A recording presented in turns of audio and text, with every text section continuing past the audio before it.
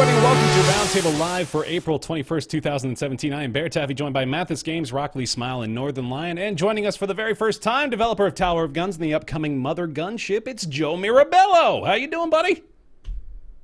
Oh, shoot, you're muted. Everybody's muted. No! No, we're back. Okay. I was like, I heard him fine. I don't know what you're talking about. Professional show. Welcome back, Joe. I'm doing well. How are you? Good. Much better now. Thank you for joining us. Appreciate it. My pleasure. I'm happy to hang out with you guys. I know I told you before we started, I'm a fan of you guys, all of your work, and I appreciate the coverage you guys have done at Tower Guns in the past. Thank you. Appreciate that. Yeah, we're all, oh man, it's a happy vibe in here, isn't it? You know what? Thanks for making it. Yeah, that's good. Thanks. Too. Mm-hmm. It was fun to make. I had a good time making it. Don't lie to us. I had a terrible time making it. That whole thing was an experiment, man. The whole game. Oh, God. Well, you know what? Take us right into that, actually, because that's a really interesting facet I didn't know about. It was an experiment? Tower of Guns?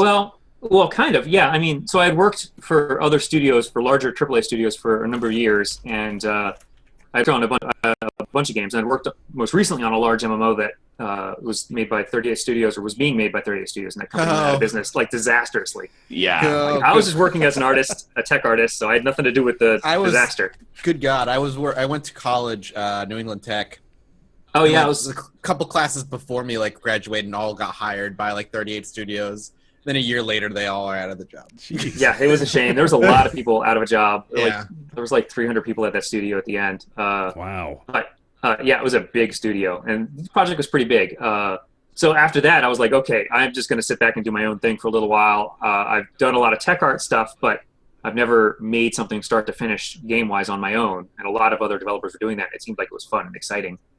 And so I was like, what will I make? The really weird first-person shooter with random stuff and weird random stories. And it was like kind of like just an experiment to see whether or not I could do it, how fast I could do it, whether or not people would like it, whether or not that kind of gameplay, which was kind of more bullet helly first-person shooter, was even fun. Yeah. So it was an experiment in a lot of things, and some of the experiments worked well and some of them didn't work well.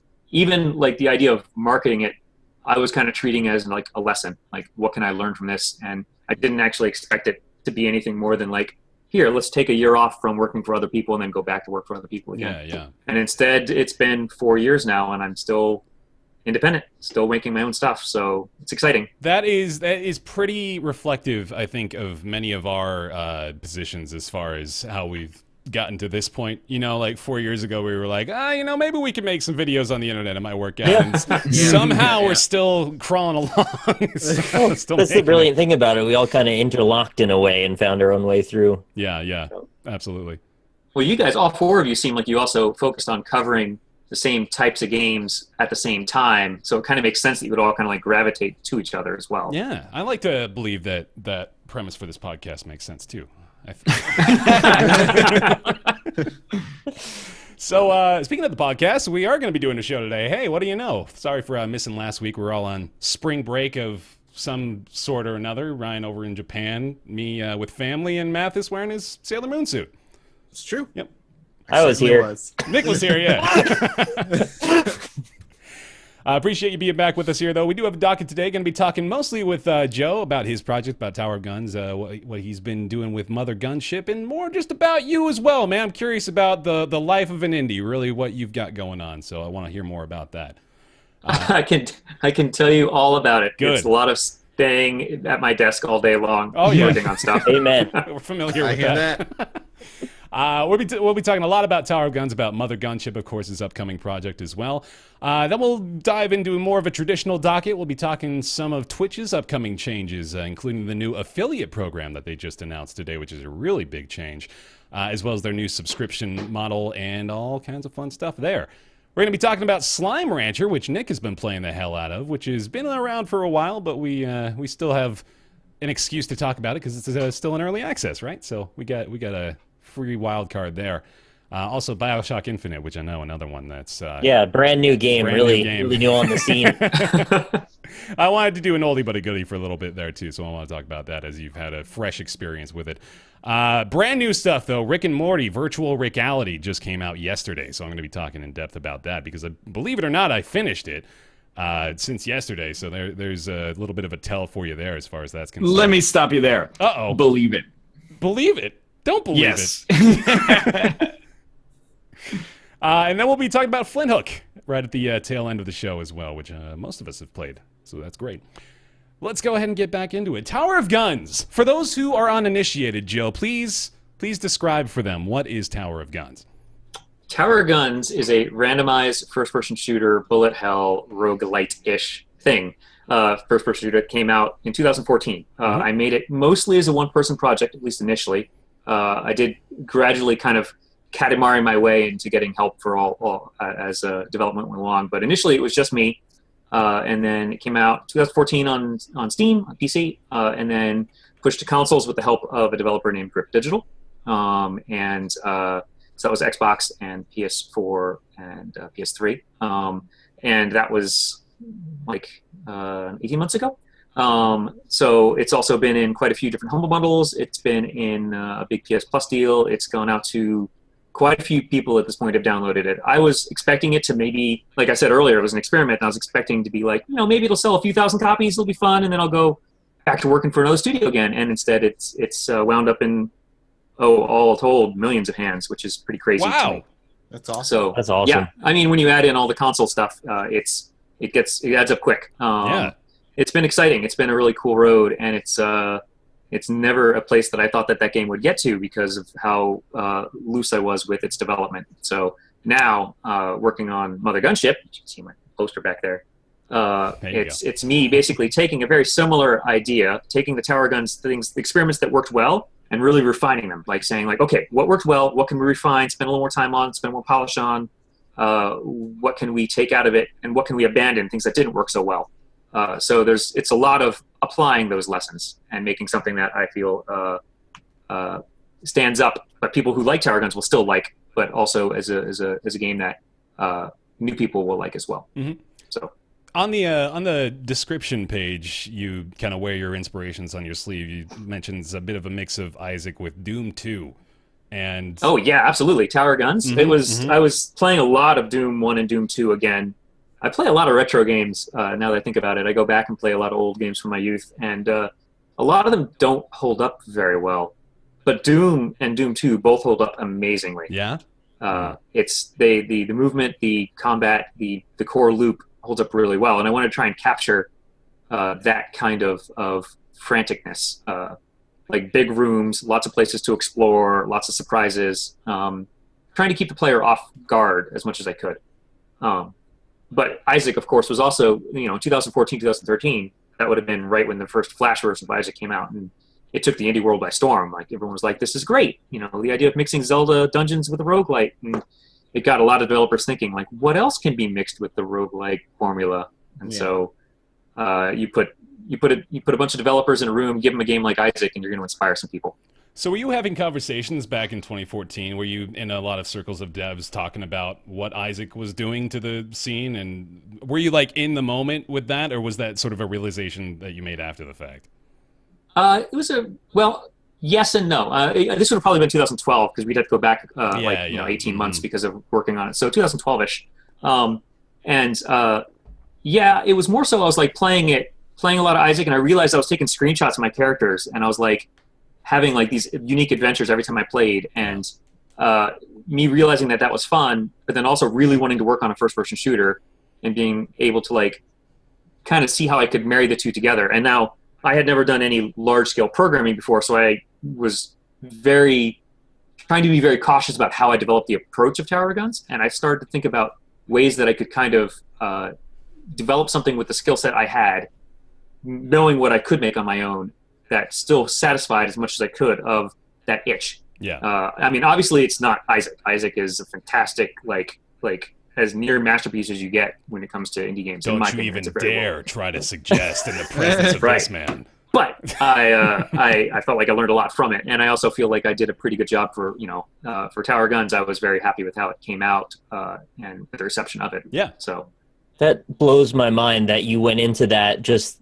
with that level of ambition going, I don't really have much, large-scale programming knowledge. We're going to make a randomly generated first-person shooter. That is huge to me. Well, you actually played a lot of Tower Guns. You did a whole bunch of series on it, or videos on it. And did you ever realize that it's not Like, I mean, It's- obviously, you know that you saw the same it's- room over and over again, Stitched together prefab rooms, right? except it's not. It's actually like a slot machine where each slot Oh. has a series of rooms that can spawn. Okay, Please, so it's please. groups that are prefab, not single Right. rooms. Gotcha. Yes, which is really lame, and that's obviously something that is not an issue in Mothergunship anymore. And Mothergunship is much more dynamically randomly composited. Still a lot of hand-built stuff because people actually really responded to that. Like, this was something I thought people were going to crucify me for because it's not as well. Yeah, nobody noticed. Like, it's crazy the amount of stuff that developers are afraid of when, I felt like players are going to be really upset about, Yeah. or not upset, but I thought they were going to be like, nah, this is lame. But, like, you played it for a ton and you never noticed. It makes me feel very happy. Not to like put you on the spot here, but what other things were you worried about? What other things did you think people would call you out for during the launch?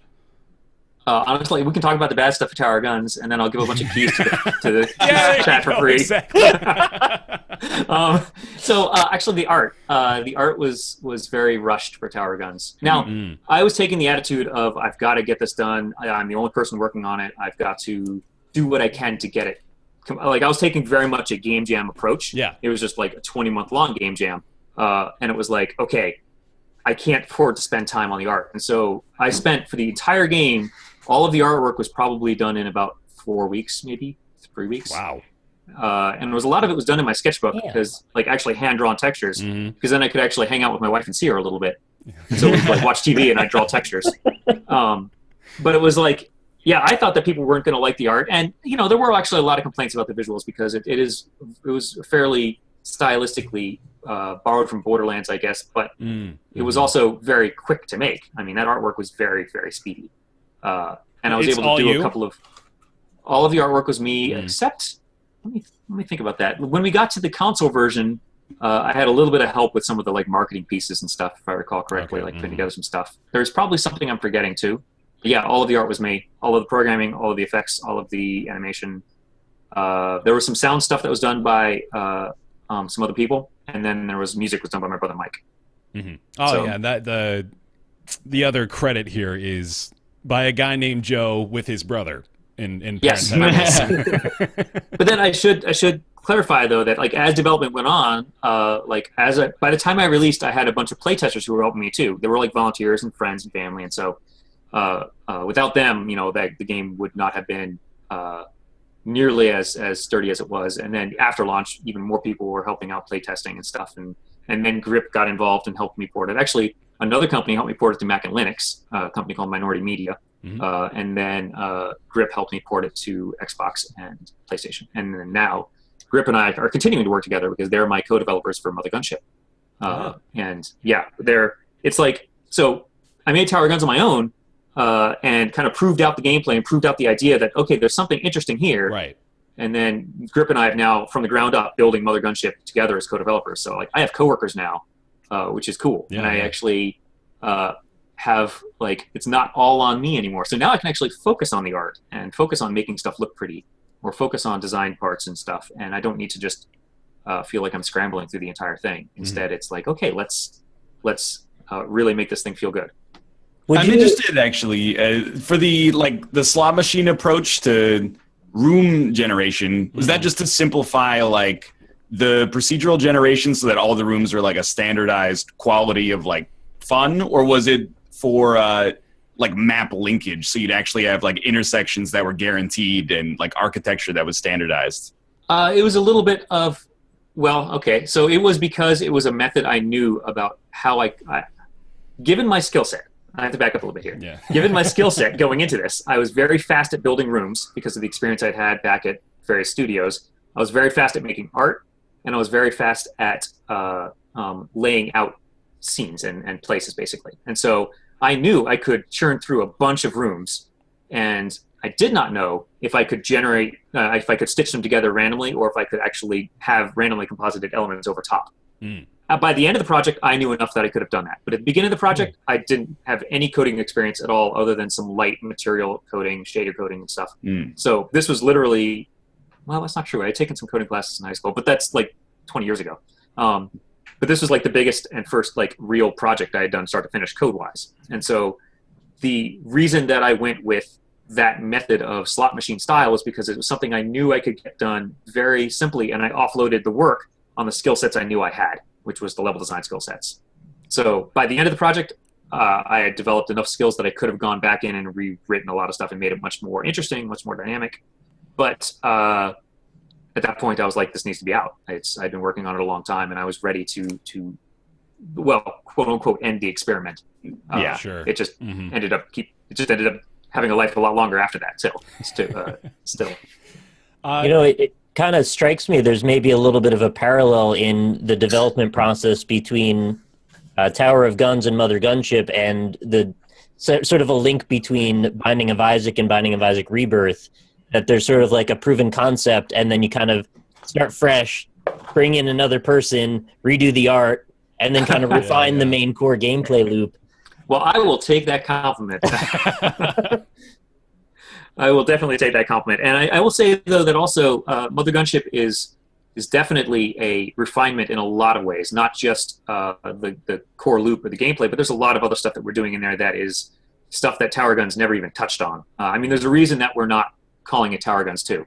Yeah. Because it's not. It really is its own brand. And I mean, a good example would be taking things the community really wanted to see from Tower Guns, but were never able to be implemented. Like Tower Guns, the number one thing people wanted was co-op. Like people wanted to run around these crazy rooms with a friend. And in Mothergunship, we're like, okay, now we're planning this from the beginning. Let's plan for co-op from the beginning. Online co-op? Yeah. So it's like in Tower Guns, I hadn't planned that from the beginning, and there was no way I was going to be able to inject that later. That would have been quicker to rewrite the project, honestly. Yeah. But Mothergunship, it is from the ground up. So that's something we're focusing on as a first, what would you call it? A priority feature, if you will. Sure. Another thing is the LSS just now, I think. Maybe. Yeah, actually, like not to get into the minutia too much, but we deal with this so much from like a streamer focused side where we know logically you don't just tick a box, as much as we joke about it. Yeah. That, like enables online, but what is like from an abstracted like layman's perspective, like what's the difference? If you wanted to add online co-op later, like why do you have to rewrite the whole project instead of just, adding in like, another function? How hard is it really, Joe? Come on. Explain it. Let's think about everything that's in your game needing to be done twice. Yeah. First off, but needs to be synced between the two, and needs to have authority. So a good example would be the bullets in Tower of Guns. All those hundreds and hundreds of bullets. So each bullet needs to be able to be basically pulled about whether or not it's hit something. Needs to be pulled whether or not it's actually been launched, where it's going, who it's aiming after, whether or not it's going to hit something, when it does hit something, all at a high enough latency, or I guess a low enough latency that the player doesn't notice any kind of lags. Right. It's basically the idea of replication is something you have to build from the ground up if you want to make sure that it's 1, sturdy, 2, fast, and 3 is actually has, I guess you would say, the correct authority, because you want to make sure that the players can't cheat each other also. Otherwise, you can end up with... That's why you see like rubber banding in games, because that's the authority taking over and saying, that's not where that guy actually is. He's actually over here. And it like pops him back. In order to do that stuff well, you can't really do it after the fact, unless you've been kind of quasi-planning for it the whole way. Definitely not the way I was doing Tower of Guns. So that's just from a tech side standpoint. Now you have the other problems of, from the art standpoint, Tower of Guns, you never had a player model. You have to build a player model. You actually have something to look at. You actually have to have that's funny animations to think for those now, things. Looking at it, there's nothing behind the gun, right? There's Tower no Guns, character no, there. there's not. That's No. funny. And actually, in most first-person shooters, there isn't. There isn't, You would really? have arms, and that was it. You may have the arms. What they do instead is they'll have 2 different versions of the model, a third-person mesh and a first-person mesh. Yeah. But I don't know, with like, I feel like they're getting more and more away from that in later first-person shooters, where you can like look down and see your feet and stuff. But I'm super used to in Unity, you look and you see there's just like a pill. It's like the shape of a dome. yeah, a capsule. Yeah, the capsule. That's always what it is. It's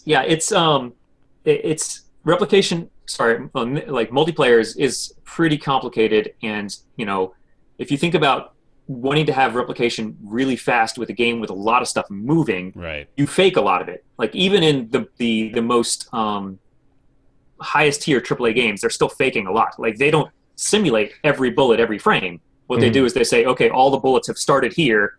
We're going to let them go, and soon they hit something that's in the same place as what is on the server. And if not, then we'll rubber band it and fix it. And so there's a lot of like course correction along the way. So not being a programmer, because I still don't consider myself a programmer, it's nice not to have to worry about these things. Instead, I have coworkers now, and I can let them be the ones who stress out about replication. But it is not a trivial thing, unfortunately. You could probably give yourself basically any job title you wanted, at least in relation to the programming of Tower of Guns, right? Like you more or less have hit everything now. So, well, I've hit almost everything except there are some things that I know I'm not great at. And programming, I learned a lot, and I definitely got a lot better. And I know now that I know enough to at least be able to talk about how certain systems interact, but only gameplay systems. The second you start getting into rendering or replication or like collision or physics, those are systems that are deeply complicated, and I wouldn't touch those things. I wouldn't go anywhere near any of them because they're a house of cards, man. You start messing with one thing, you break everything. So, I would not consider myself to be a real programmer, but I would say at this point I'm a competent scripter. That's good. But yeah, I mean, that's coming from my background. I started out as an artist and then gradually got more and more technical. So I guess it's par for course for the direction I've been heading with my skill set. Yeah, let me hear more about your background, actually. So take it in the time machine all the way back. So what gave you like your start with all this stuff? Probably modding levels for like Dark Forces and Quake and not Quake, but Half-Life and Dark Forces. I had a lot of fun making levels. What was that? I did a lot of Doom stuff myself. Doom Marathon, Duke Nukem, little Half-Life. I didn't have the full version of Doom, so I couldn't mess with those ones. But I had Dark Forces, and Dark Forces had a lot of fun mods up to it and a lot of custom levels that were really good. And then I kind of got into the game art scene because I thought that was the only way you could get a job in games. I didn't realize you could do design. And so I started doing just game art. And I got my first job at Iron Lore, which was a company that made a game called Titan Quest. And I did almost every weapon in Titan Quest. Wow. It was like something like 500 weapons in that game. Maybe there was like 600, and I did like 450 of them or something like that. Titan Quest, is that Diablo-esque game? I can't remember. Yep. Yeah, it came out about 10 years ago maybe at this point, maybe 11, 12 years ago. That game. It was fun. That was a great studio to work for. Yeah. And then I worked on a couple of indie games like before, quote-unquote, the indie revolution. Also action RPGs. And those I just did a couple of monsters for. I did the expansion quest for Titan Quest, the expansion pack for Titan Quest. I worked on that, doing a lot more character stuff as well as some environment stuff. And then I went over to 38 Studios, where I was there almost from the very beginning. I thought that I was going to go there for like 3 months and kind of see how this felt. Because the studio, I don't know if you guys know the history of that studio. Not really. More or less. More or less. All right, well, to give the viewers a quick recap, help me it was out. a studio. I'm the ignorant one here, the host of the show. It was a studio founded by Kurt Schilling, the pitcher, Todd McFarlane, the comic book artist, and Bob Salvatore, the novelist. Okay. The guy who did the Dritz Dwarden novels. Dwarden? I don't know if I'm pronouncing it right. But I was working at Iron Lore, and I was feeling like I was ready to move on to my next company. Iron Lore was a great studio, but I was like ready to like kind of move on to a bigger studio. And then this studio opened up 3 doors down, same office complex. And my thinking was originally I was going to be like, I'm going to go out west. I'm going to leave the East Coast and try out a West Coast studio. But I just started dating a girl. And so I was like, oh, maybe we'll see where this goes. And so I was like, well, let's see how this other studio goes too at the same time. I have no idea who this Red Sox pitcher is, but I like Todd McFarlane. Maybe I'll get to meet him. Yeah. That's literally what I was thinking. I'm not a baseball fan. So, Sure. But you don't know about the bloody sock? I do now. Oh, wait, hold on. What is this? Kurt was basically bleeding from his leg during one of the World Series games and just kept on playing through. And it became kind of a local legend here in the Boston area.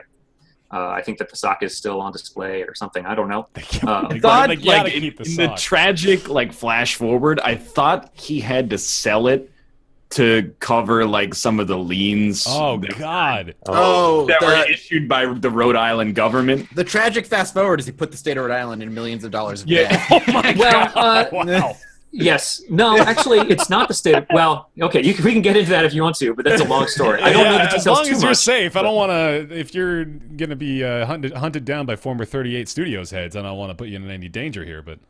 Well, I can say that there was two tiers of things that going on there. There's the development side and development down, and that's where I was. And we were just plucking away doing our thing. And then there was the management up, and they were trying to secure funding and trying to get the studio basically keep 300 people employed. Yeah. Well, it was much smaller before we took the Rhode Island loan. We took a loan to move to Rhode Island, and I do believe that there was nothing but honest intentions in terms of moving the company to Rhode Island, getting people working there, and for a while things seemed like they were doing very well.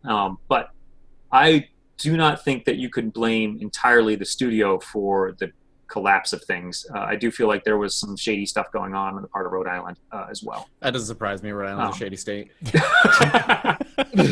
Listen, I lived there for like 19 years. Rhode Island was an interesting place. It's so easy to throw shade at Rhode Island, though. Like, what are they going to do? Yeah, that's true. I don't really know very much about the details. I've kind of kept myself out of a lot of those details. That way I don't have to explain it to family.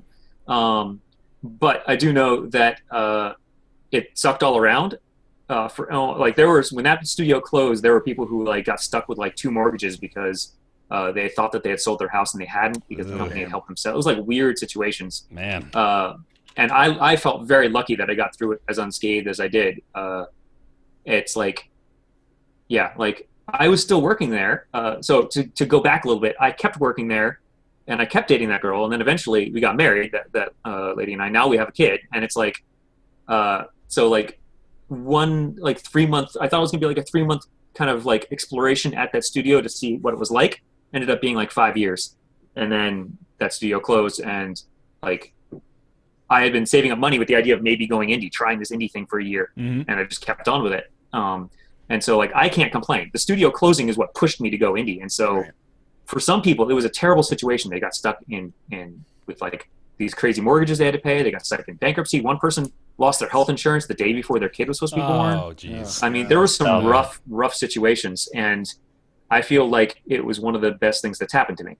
It feels terrible for me to say that because it's pushed me this direction, but I felt like it pushed me to become an indie developer. And I did learn a lot from that studio too. I mean, I grew from being a junior artist to being a senior artist because of that studio, because we really had put together a good pipeline, especially in the environment team where I was, to create content professionally and quickly.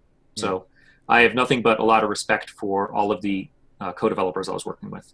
I remember when Amalur launched, how big of a thing it was. I remember seeing Todd McFarlane on a ton of different streams. I remember day 9 doing 3 days straight of Amalur with I don't know if it was Todd McFarlane. I don't think it was. Maybe R.A. Salvatore was on the stream and stuff. And people were so pumped for that game. And then it was the bad news came shortly thereafter.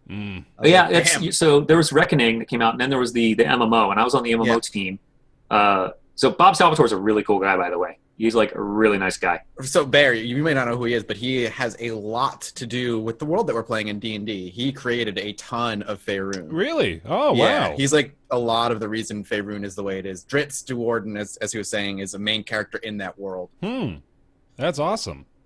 You will never meet a nicer author. He's a super cool guy and just a good guy to get into conversations with or arguments with. He's just a good guy all around. Sweet. Nothing but high respect for Bob Salvatore. What were we? Sorry, we got sidetracked there, didn't we? Before Mr. Salvatore.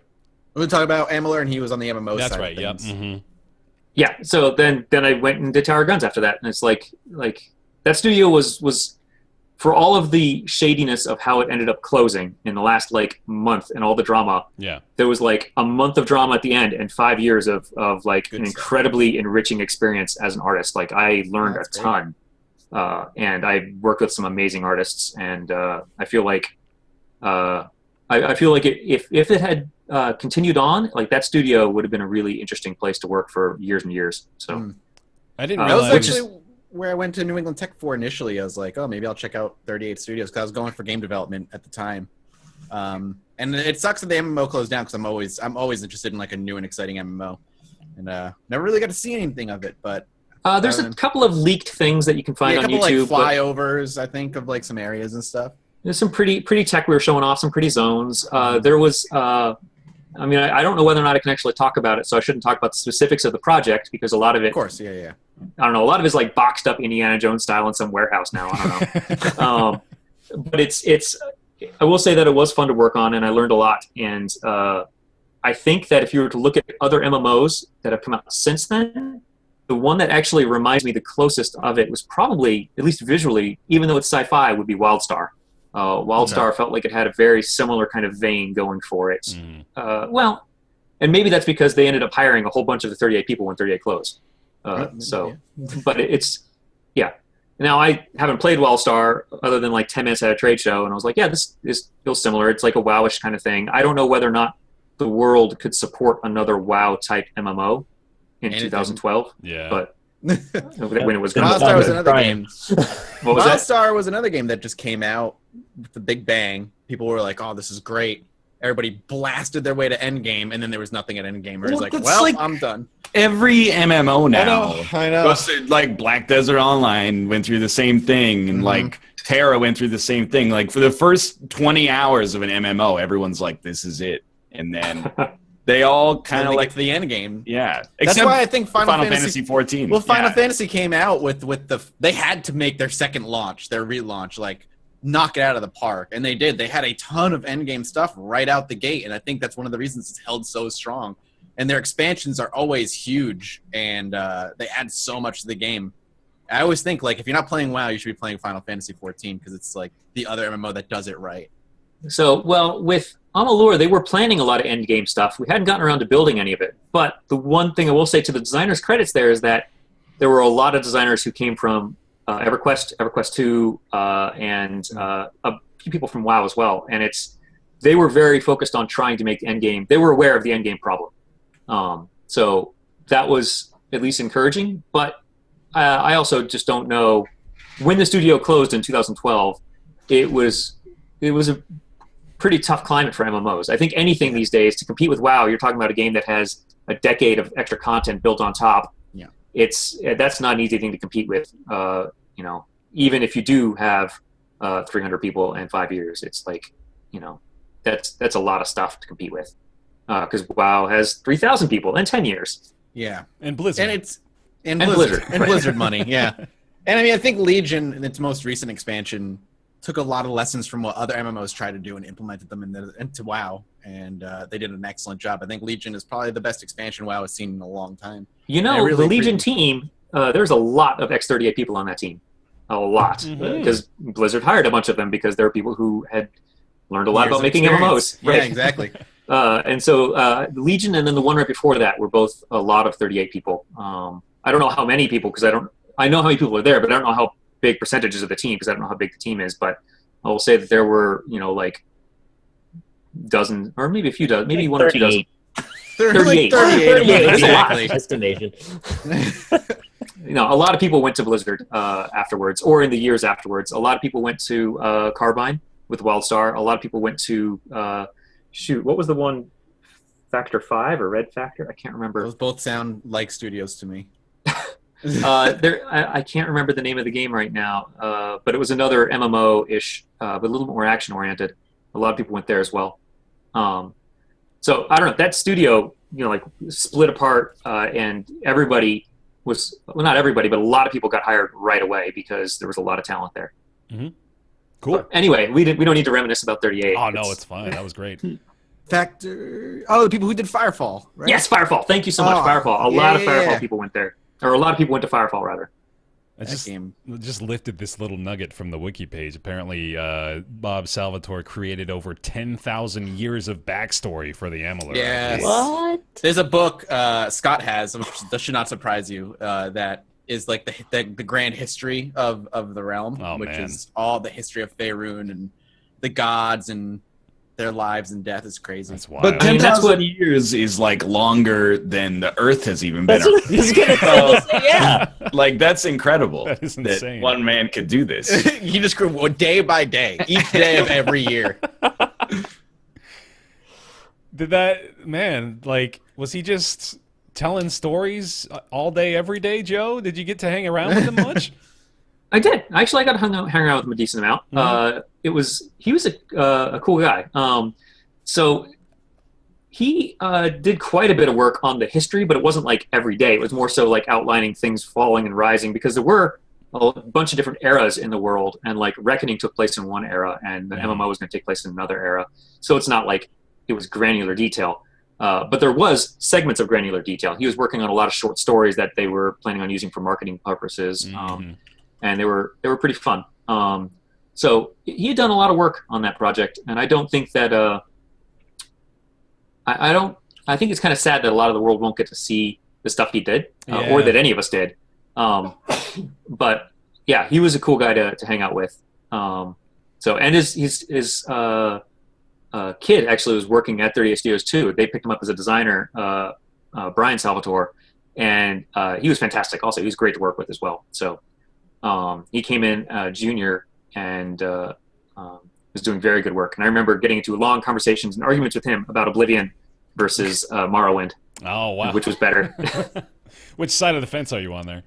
I'm on the Morrowind side. Oh, okay. It's a good call, my friend. Yeah, I think that's the only actual answer, isn't it? Yeah. Well, you could argue that Oblivion is a better made game because it's the same systems evolved, but then Morrowind's world building is so much more interesting than Oblivion's world building. Yeah, so. I can tell you've definitely had this conversation at length, Joe. Are you going to be, I doubt it, but are you going to check out the Morrowind expansion for Elder Scrolls Online? I'm tempted to. I checked out the Morrowind expansion for Skyrim. Yeah. It was like one of the islands was Vardenfall. I can't remember which island it was, but I was actually disappointed in that. Mostly because it didn't give me like the level of surprise that I wanted. So I don't know. I've got some friends working on the Elder Scrolls MMO, but I've yet to play it. And maybe I should. I'm just afraid to get sucked into MMO worlds again. Once you've worked on a genre, it's like you don't want to go play that genre as much. I was told the Elder Scrolls MMO is starting to pick up pace here, starting to I've heard and read the same thing. Like the game has improved drastically over the years, and the Morrowind expansion is like a 1-to-1 recreation of the Morrowind world. So maybe then it's something I should dive into, because I really did like the Morrowind world a lot. I consumed a lot of bags of pretzel sticks while playing through that. A question I had a little while ago I wanted to bring up again. I think it's pretty easy to assume that a lot of the things you learned at 38 you applied in your development of Tower of Guns, right? In the actual process of creating the game and making it. As far as like releasing the game and finishing it and getting through all those things at the end that make actually finishing a game so hard, did you learn anything from 38 that helped you to do that, or did you just sort of have to figure that out for yourself? Yeah, actually. I mean, I would say it's kind of hard to apply that stuff abstractly, but treating the product as a living thing was one of those things that I was very good at with Tower of Guns. I was trying to make sure that as I released it, I was handing it off to people who were external to look at it frequently. And so it was very private at first, closed friends and family, and then gradually I opened up more and more, and then YouTubers began finding it, and then more and more, I guess you'd say, not really early access, because it wasn't early access in those days, but it was just kind of, I guess it was early access, just not Steam. But it was kind of like, I never really advertised it, but more and more people kind of came into the playtest or started buying the pre-order and getting the early builds, and maintaining that cadence of having a public product was good. And I feel like that's something that helped me finish it, because I had a little bit of a pressure from public to actually give them something. I had a pressure from them to keep the build working the entire time. And then also I had pressure to deliver, I guess you would say, measurable progress with each step. And all of those things were things that I learned from 38, because 38 had it took a couple of years for it to kind of get refined, but 38 had a very good and similar pipeline in place by the end of us delivering content. And we were showing it to each other, but like each individual team was doing a very good job about trying to keep that kind of flow. So that's more of a pipeline kind of process. But even from the art standpoint, there was a lot of tricks and tech things that I learned, and different skills that I picked up that I could apply directly to scripting, or to the effects, or to the art, or to the level design. Basically, I was working at the very end of 38 Studios' I guess, life, I was working on dungeon pieces, which were like modular Lego pieces, basically building them out so that people could quickly build dungeons. Those pieces were constructed in such a way that they could be placed very quickly, and you could build out entire rooms with them very fast. And those gave me the ideas for how to build sci-fi pieces for Tower of Guns. It's like a very similar set of Legos. Like once you kind of learn what Legos work, you can rinse and repeat it and create new kinds of art using the same ideas for the Legos. And that's why a lot of the pieces, a lot of the rooms in Tower of Guns were able to be built so quickly, is because I had a lot of experience building Lego pieces, if you will. Right. Awesome. Good stuff. So let's then talk about Mothergunship. Sure. So give me the quick Steam page breakdown of this one as well. You want me to hop over to the Steam page and pull up just the go ahead and read it verbatim for you. No, it's so Mothergunship is basically a follow-up to Tower of Guns, but completely new world, completely new franchise. It's built from the ground up to address all of the things that did well on Tower of Guns and capitalize on that, and as well as trim away the fat and insert it with new and exciting things. So it has the same kind of randomization, but way more sophisticated now. Not quite as hacked together as Tower of Guns was regarding its randomization. But it still has a level of handcraftedness. The rooms are still hand-built with like extra content on top of it, layered content of randomization, and then a few extra surprises on top of that. Because the team is larger now, there's a much larger scope of content too, so a lot more replayability, a lot more things to throw at the player. Similar kind of bullet hell gameplay, where the player is always faced with an alarming number of enemies, an alarming number of projectiles, and a alarmingly large bosses. And then also the game features a very unique crafting system. So, in Tower of Guns, I was pretty over the top and pretty crazy. Mothergunship is similarly over the top, pretty crazy. And I wanted the player to be able to craft a gun that was similar, let them have the craziness in their own hands. So it's actually a very modular gun crafting system. You basically can stitch 30 barrels across the bottom of the screen and have a gun that shoots like 30 bullets at once if you want to. I really let it go crazy. I'm so in. You can so you have those 30 barrels, you can strap like a spread modifier to them, now they're all shotguns or something. So important question. Yeah. Are there or will there be railguns? There is a laser kind of railgun now. That's I don't know why not. Yeah. Okay. Railguns are the superior method of fire in all first-person shooters, so it's just something I prefer myself. So did you like the crossbow in Tower of Guns then? I think that was the closest to a railgun I Crossbows had. are pretty close, yeah. I mean, if they leave like a little corkscrew behind them, like a contrail, I could get into that. Yeah, that's what the crossbow did in Tower of Guns, I think. So that kind of stuff is the system. The modular system in Mothergunship is pretty bonkers. You can do some really crazy things with it. Like you can actually like graft barrels that go all the way across the bottom of the screen, all the way up the sides, all the way across the top. Oh my god! We have guns that we've created that we call the window, and it was quite literally a window of barrels. But every time you add a piece, My soul. every time you add a piece to your gun, it costs a little bit more to fire, and so you have a rechargeable meter. So you could build that crazy gun. You may only be able to fire it once. So to back up a little bit, though, and give you a little bit of an idea of the story of Mothergunship, the Earth has basically been taken over by data-hoarding, kleptomaniac alien robots. And it's your job as one of the last members of the Resistance to liberate Earth by destroying their armada, one ship at a time. Each ship is a randomly generated level and designed to be played in a lunch break type session, similar to Tower Guns that was designed to be played in like a lunch break experience. This is designed to be played very short bursts, and each ship is its own mission, if you will. And then you're working your way through these missions to the final ship, the Mothergunship itself. Along the way, you get like daily challenge missions, co-op special missions, endless missions, nightmare missions, all sorts of. We can do a lot of crazy things with the way we arrange missions, so that the player is constantly surprised with what they will be facing, and the way that we're building it is actually very expandable too. So like as we are developing the game, we're able to very quickly find a lot of new fun things and kind of incorporate those things into design very nicely.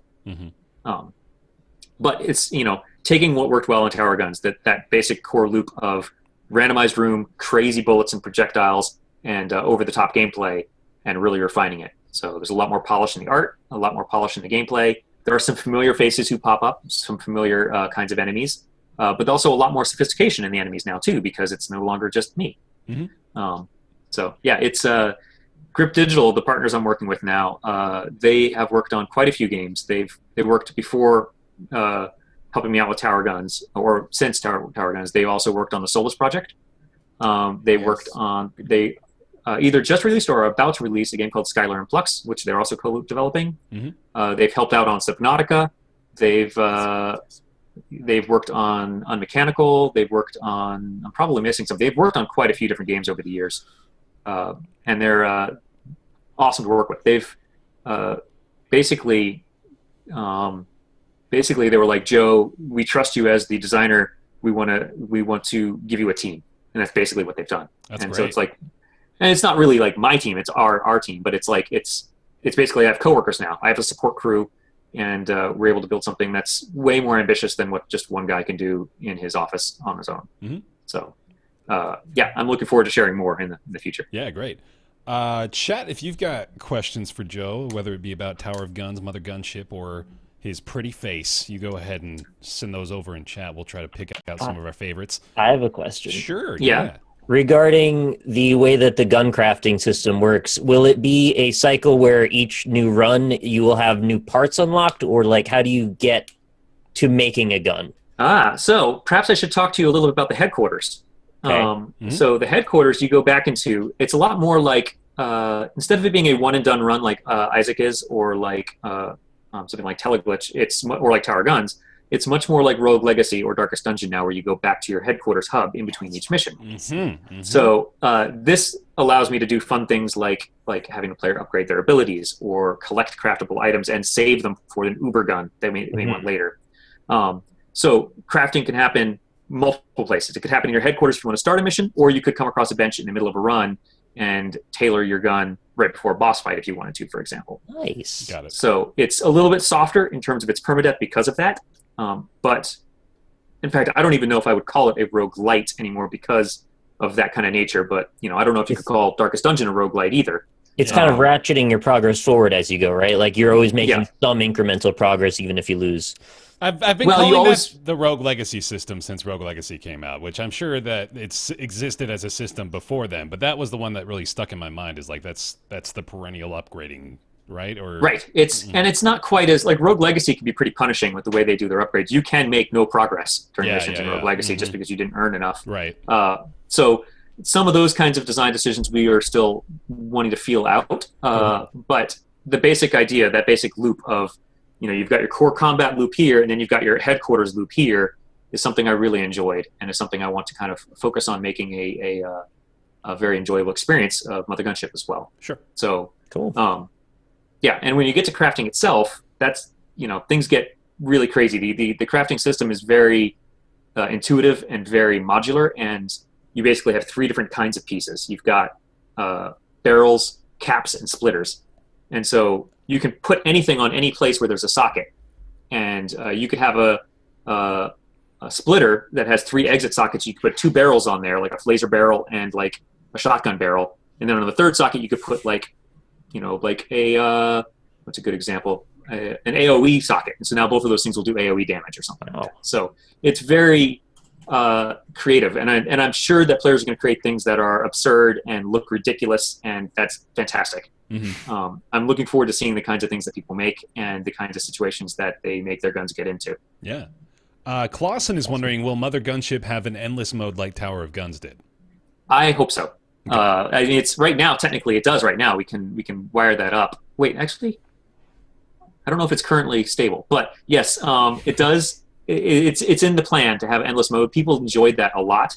There are some caveats about how you do that because we would want to actually make sure that endless mode is something that we could rank properly. So you might not be able to go in there with a crafted gun, for example. You might have a stock gun. So ways that we could make sure that everybody was on kind of the same playing field in terms of the leaderboard stuff. Sure. But yeah, that's something that we would like to have because endless mode was something people really enjoyed at Tower Guns. I am surprised people enjoyed it as much as they did because endless mode felt like to me like it went on for hours and hours and hours, but that's what people wanted, I guess. Yeah. Hey, do you guys mind if I drop a couple keys in the chat? Oh, yeah. No, go ahead. Please do. Give them away. Here, let's start off with just a couple of Tower Guns keys. These are Wait, there's 2 of them in there. I didn't. That's actually good that you had them together like that, because sometimes bots can grab them before anybody. Oh, really? Well, there's a split in the middle of those. I'll let you guys figure out where. That's the way to do it. Awesome. Thanks, man. So there's Appreciate a couple of keys. I'll keep dropping them out occasionally in the chat. Awesome. I don't know how many people are watching right now, but I've got like 10 keys. that. Yeah, So probably like 4. 4 people. Yeah. Yeah, or more like 936. So those keys probably There you went go. pretty quick. So we got another one here from Walt of the Earth, which is a very self-serving question. It says, as a developer, how does he view the value of streamers, and how do you work to create the best relationship with streamers? I don't know. You don't know? This is the part where we have a developer on and then we give them the bend the knee question. Yeah, exactly. Well, I feel like I did accidentally with Tower of Guns. Really? Much better than I thought I would. Mhm. Because with Tower of Guns, people were coming to me being like, hey, can I play your game on stream? Or actually, back then, it was not stream. It was more YouTube. Yeah. And I was like, I guess, sure. And I had been watching enough streams. Actually, I was watching a lot of your videos, Rockley, because I was watching a lot of the indie impression stuff. That stuff kept me going through Tower of Guns development. Hell yeah. Thanks, man. That's awesome. Yeah, I was like, every day I was like, what's he getting into this day? It was a lot of fun to see the crazy stuff you would find to dig up from the London Dars and stuff, and that was actually getting me into it was kind of cluing me in. I was also watching a bunch of YouTubers actually, because I was like trying to get a sense for what people responded to in terms of other roguelite-ish kind of games. And so I was learning pretty quickly how important it was to one, if you have a game that caters to it, to make sure that you get this game in front of YouTubers. Not every game does. A lot of story-based games or adventure games maybe don't or didn't then cater to a streamer or a YouTuber. But with Tower of Guns, it was pretty quick for me to see okay, this game is going to live or die based off of whether or not streamers or YouTubers like it. And fortunately, Tower of Guns had limited replayability, but had enough that people really did respond to it for at least a little while, and that I think is the reason that I actually have a career now rather than just a quick sabbatical and going back into working for somebody else. So I have to say thank you to the YouTubers and to streamers both. That's what we were looking for. There we go. We got Yeah. that right. So yeah, it makes sense though, because you guys are looking for content. Yep. These randomized games are endless content, or near endless. And if there are some really like a really look at Northern Lion and 800 different Isaac videos you've done. 800. 800. Just 800. Good all one. the time. Playlist. Well, all right. How many have you done? He's probably Right. probably more than that between all the different versions. 3,000. maybe. 1,000? Yeah. Good Lord, man, that's amazing. Is it really 3? That's oh one my word for it. God. Yeah, there's so many freaking things now. You got vanilla all the way up through current. Yeah. There's so many playlists. Man. Right. Well, and then all the people now ripping it apart with mods and stuff. You've got endless content, which is great for you. But then also, you were to go back, 5 or 6 years to when the first Isaac was out. I imagine that, this was a very symbiotic relationship. It was not Isaac leaning on you for popularity or you leaning on Isaac. It was like you both were kind of growing up together. And Yeah, I would agree. I don't know. I tend to defer more to the developer side, though. I think streamers do a good job of promoting games, but I don't know. I'm just always wary of thinking that we have too much influence, because I'm like, you guys get in your game development box and you make the game for 2 years, 3 years, sometimes more, and then in an hour of work, that kind of becomes make or break for us, which is, I don't know, disproportionate to me. It's very strange. For all the time that I've put into Isaac, everybody who's worked on the game has put in more time than that, probably, or at least close to the same amount. Well, yeah, maybe if you add everybody up together, but yeah, it's. I think that it depends on the game, and for the games I work on, it makes sense. But then also, what it's doing is it's keeping me, as I develop. I'm like, okay, I need to think about this from the perspective of people who will play it forever. Can this be a game that is sustained forever? And sometimes the answer is yes, sometimes no, and that's okay as long as you know which side you fall on. Yeah. How much are people going to want to replay this? How much depth is there to the mechanics? And with Mothergunship, I'm hoping that that YouTubers really pick up on it and streamers pick up on it, because I would love for that community to be. I would love for for Mothergunship to actually foster a community that is self-sustaining the same way that some of these other roguelite-ish kind of games have. So I mean, and Tower Guns had a small community, but it's Tower Guns, that community was a couple years old at this point, and I haven't been updating the game as regularly as something like Isaac has been updated. So it's with Mothergunship, I'm hoping that all of you guys will take a look at it when it comes out. I think the timing is also a thing too. Like the difference in timing and release of Tower of Guns versus how much more mainstream indie releases seem to have gotten in the last 3 or so years. Right. I think that it's just by default going to reach more people right there because there's so many more streamers looking really actively for anything that's going to get big.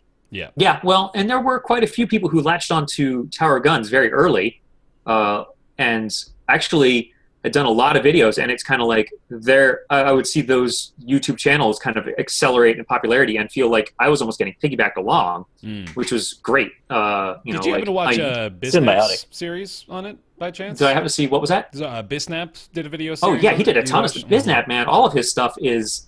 That guy does a very effective job of analyzing games. Oh yeah, he's great. Yeah, he breaks things a lot. He does. I've seen, I believe, most of his videos, if not all. Every once in a while, I'll go back through and watch some of the old videos to kind of remind myself about what didn't work or what did work. Joe Hills did a bunch of them. I know that Nick, you did a bunch of them. So I think that each of you guys did at least one, which I am grateful for. But I think that Nick. I think you did like 12 or 15 or something like that. We're the most grateful to. Well, so I expect my Mothergunship code first. Yeah. But there were people who were doing like 70 or 80 or 150. There's a YouTuber named Wanderbots who did a lot, and I was like, I expected people to get 10 to 20 hours of the gameplay out of this game. And they're, you check some of the Steam profiles of people who leave reviews, and it's like 300 hours. I'm like, yeah. How do you get 300 hours out of this game? I'm not complaining. People, the man. developer himself is I get like 1,000 hours in Super Meat Boy. Sometimes the game just feels perfect, and you just go in. You just go deep. Well, I'm not complaining. I'm extremely happy that people have gotten that amount of replayability out of it. But I'm going into Mothergunship being like, okay, we're not targeting 10 or 20 hours. Now we're going to start targeting the 100 hours and see if we can get to 1,000. So nice. We'll see how that goes. But like, I do want to. I'm being much more aware of trying to push the replayability up as much as possible to make Mothergunship a game that people enjoy playing for much longer than Tower Guns. Even though Tower Guns had a decent amount of replayability to it. Great. I've got a real important one from Blue Emerald here. It says, do you eat fish and chips with a fork or with your hands? Why do we have to go into this every single time? I guess we have to ask everybody, huh? Wait, fish and chips with forks or with my hands, man? You eat with your hands. Savage. Like a perfectly normal person would. Yeah, exactly. No, I am savage. Why are people saying career suicide in the chat? That's a me joke. No, that's not. Oh, okay. He said if he was still playing Isaac in 2014, it would be career suicide. Oh, they're not talking about you. Don't worry. I did see something real quick pass through the chat. Somebody asked me why I didn't go working for Crate. Because Crate Entertainment is a company that's right here in this area. They do the Grim Dawn games. And Arthur, the guy who founded that company, was a former coworker of mine back at Ironlore. He was one of the lead designers on Titan Quest. And so I wanted to do my own thing. But I did convince him to hire a bunch of 38 people. So there are a bunch of 38 people at Crate. And they're doing good stuff. So, yeah. I just wanted to throw that in there real quick that I'm friends with the Crate guys. They're awesome. And Grim Dawn is awesome. So, great. There. I have a question. Sure, yeah. Yeah. How does the development process change specifically with regards to balancing when you have a situation like the crafting system you described in Mothergunship, where there's almost like emergent strategies that can show up based on the way that you construct your gun modularly? Like, doesn't that mean there's like an order of magnitude difference in terms of like having to test to make sure things are not extremely overpowered or underpowered, or... Yes and no. You're absolutely correct. Balancing is a huge issue. And with the crafting system in Mothergunship, especially since we allow you to build anything right from the get-go, the only limit to the system is that barrels need to face forward, which, by the way, we tried without that, and it's not as fun as it sounds. But Glad you tried it at least. yes, we did try it. Duck Game pulled it off somehow. Well, that's also side view. When you're in first-person shooter view, shooting behind you doesn't quite work as well as you think you want it to. You really do. You want to be able to shoot things above you, but instead you just wonder why your bolts aren't going anywhere. But it's the way that it works is there's almost this auto-balancing mechanic where the more powerful a gun you build, the faster it burns through basically an overheat meter. And it's your ammo. You have unlimited ammo, but it's a rechargeable meter. And so the result of that is that you can build those powerful guns, but you may only be able to fire it once a second. And so it actually kind of caps itself with DPS until you start upgrading stuff in the headquarters. And so we have the ability to kind of gate balance based off of the amount you've played there. And so that ends up making a little bit of a smoother balance situation. But you're right, it is a complicated situation because the difficult part about that kind of system is that you don't want to ever make the player feel like they're penalized for building something crazy. And so you can also influence that a little bit by what kinds of pieces drop, whether or not certain kinds of pieces or gun parts are allowed to drop. More powerful gun parts may not drop until you've reached certain missions or until the difficulty is at a certain level of tier, rather. So it is a complicated situation that is going to be something we are refining from now until way after we've launched. We're going to continue to support this game and refine it as feedback comes in. And it's something that balance I'm aware of is going to be for the entire development of the project. It's going to be something we're refining because that's the way that a game like this needs to be done.